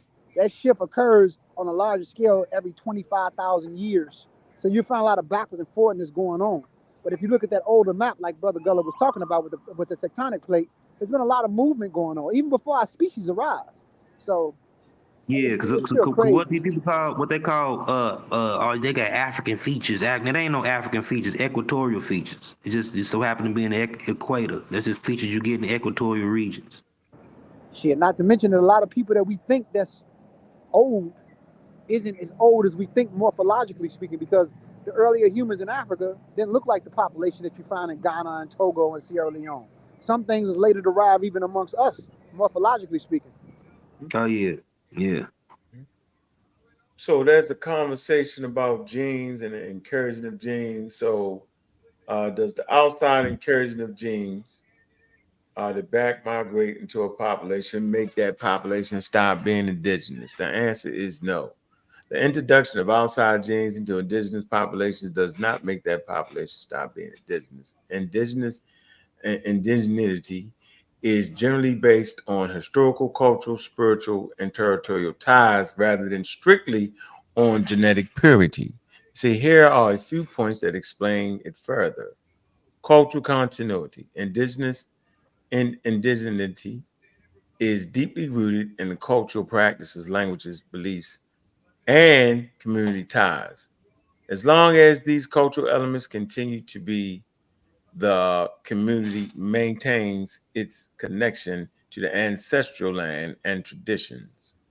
It is considered indigenous, regardless of the genetic mixing with outside populations. Historical and territorial connections. Indigenous people status is often tied to their historical presence in a particular region before the arrival of other groups, settlers or colonizers. This connection to the land and history remains even when their genetic mixing with non-indigenous people. Community and self-identification. Many indigenous communities define themselves based on their shared history, cultural practices, and common bonds.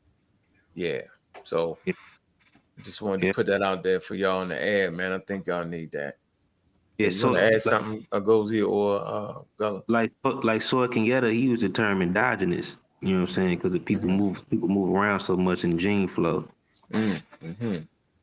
Mm-hmm. Yep. People got to know what endogenous and indigenous is. So yes, absolutely. Shamaka Keita went in on that. Mm-hmm. But I think people should really focus on Nina Jablonski work when it comes to skin, because I don't think people really understand what this lady is saying when it comes to skin. Skin should not be a determining factor of what makes a true African. That's really like pseudo. And then when we look at the genetic variation between our species of humans, it's not that far off for us to even be a subspecies. So back migration shouldn't be oh, because the nigga back migrated 30,000 years ago, it makes him less, indigenous, especially compared to where we at now. That's kind of problematic. You know, Oh, super play. No, man, no, come on, man. Nobody's understanding skin. You talk about how it changed back and forth. If you're using the eyeball test on skin, yo, you're done. yeah. To make the Egyptian population, you're done. And and, Yeah, I'm. and you know what's crazy, brother? If we get a dark skinned Egyptian, I'm talking about darker than you and me, because you have Mhm. people that live there in Luxor, and people that live even a few people in the north. I've seen it that like some of these people would be dark. Mhm. That doesn't make them sub-Saharan. They are still genetically closer to those lighter populations. A real Egyptian don't trip over skin tone on the gradients of skin, because the darker skinned Egyptian is still genetically closer to the lighter skinned Egyptian than he would be to a Nigerian. You Mhm. know what I'm saying? Uh, He's gonna be more closer to the lighter skinned Egyptian than he would be to a Nigerian. So to play this game, because we want to do the eyeball test, those dark skinned Egyptians in Minion is more closer to the niggas in Ghana than they would be in Alexandria. That's not hey, true. The hey, people in Luxor is more closer to people in Alexandria than they would be to somebody in Ghana, Sierra Leone, or Togo. And they I would say a You gotta be Gideon. Somalian is more Uh, related a Mute Somalian Gideon.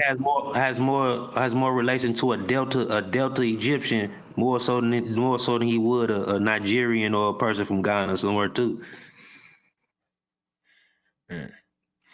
Yeah, man, we at the end of the show, man. Gozy, yeah, tell the people what we talking about this Sunday coming up, yo. So this Sunday we're gonna focus on the peoples of the dynastic period. I really want to surprise them and talk about the people groups. All So right, we okay. so we All right. passed the Eastern Sahara. We went into Mhm. that direction. Mhm. So now we're gonna get into the people and groups of what is the base statin of these groups. So I want to kind of like surprise them so we can give them a teaching moment.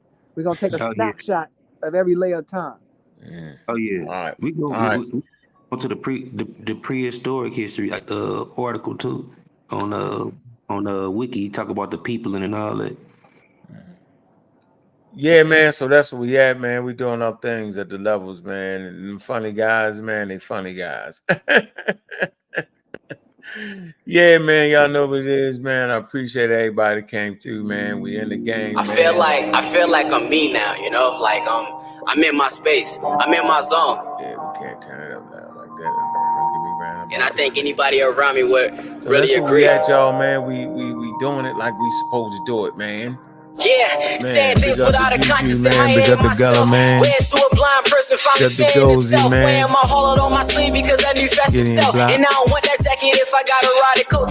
You can have that. I think they want me back on my gritty. One day she hate me, they miss me. Can't fuck with girls from back home cause it's HIV in the city. Niggas don't talk like confetti. No matter how much you lie to me, I know your ass ain't ready. Niggas acting like women. Niggas just wanna be messy. Spend your allowance money. Hoping for some validation. Family don't understand you. Cause you just too complicated. Your mother way too crazy. And when y'all talk, there's no patience. And you don't open up. And so they make accusations. Your pops died early. And man, you still trying to shake it. And yeah, I made mistakes. So my little brothers won't make them. My granny do her best. So I try to show appreciation. And when she had cancer, it cut me deep, so deep I would lie awake.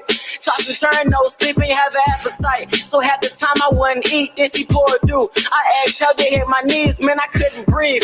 Hold my throat, I couldn't breathe. If I ever lost her, it ain't no telling where I'd be. Becoming a perfect human, better let it assume a couple more sins to commit before I really commit. It's either small or too big, man, what do I really fit? Size me up, do it twice so we can really be sure. I apologize in advance, I just needed something to vent on. Backpackers they been on, putting my fucking foot on the gas. I match that bitch until I crash. Throw me a fucking doubter, I make him to a believer. 100 miles an hour, eyes closed, trying to see my future. Man, I really do this shit. I don't do this shit for kicks, but if we talking about the souls, man, they all sold them.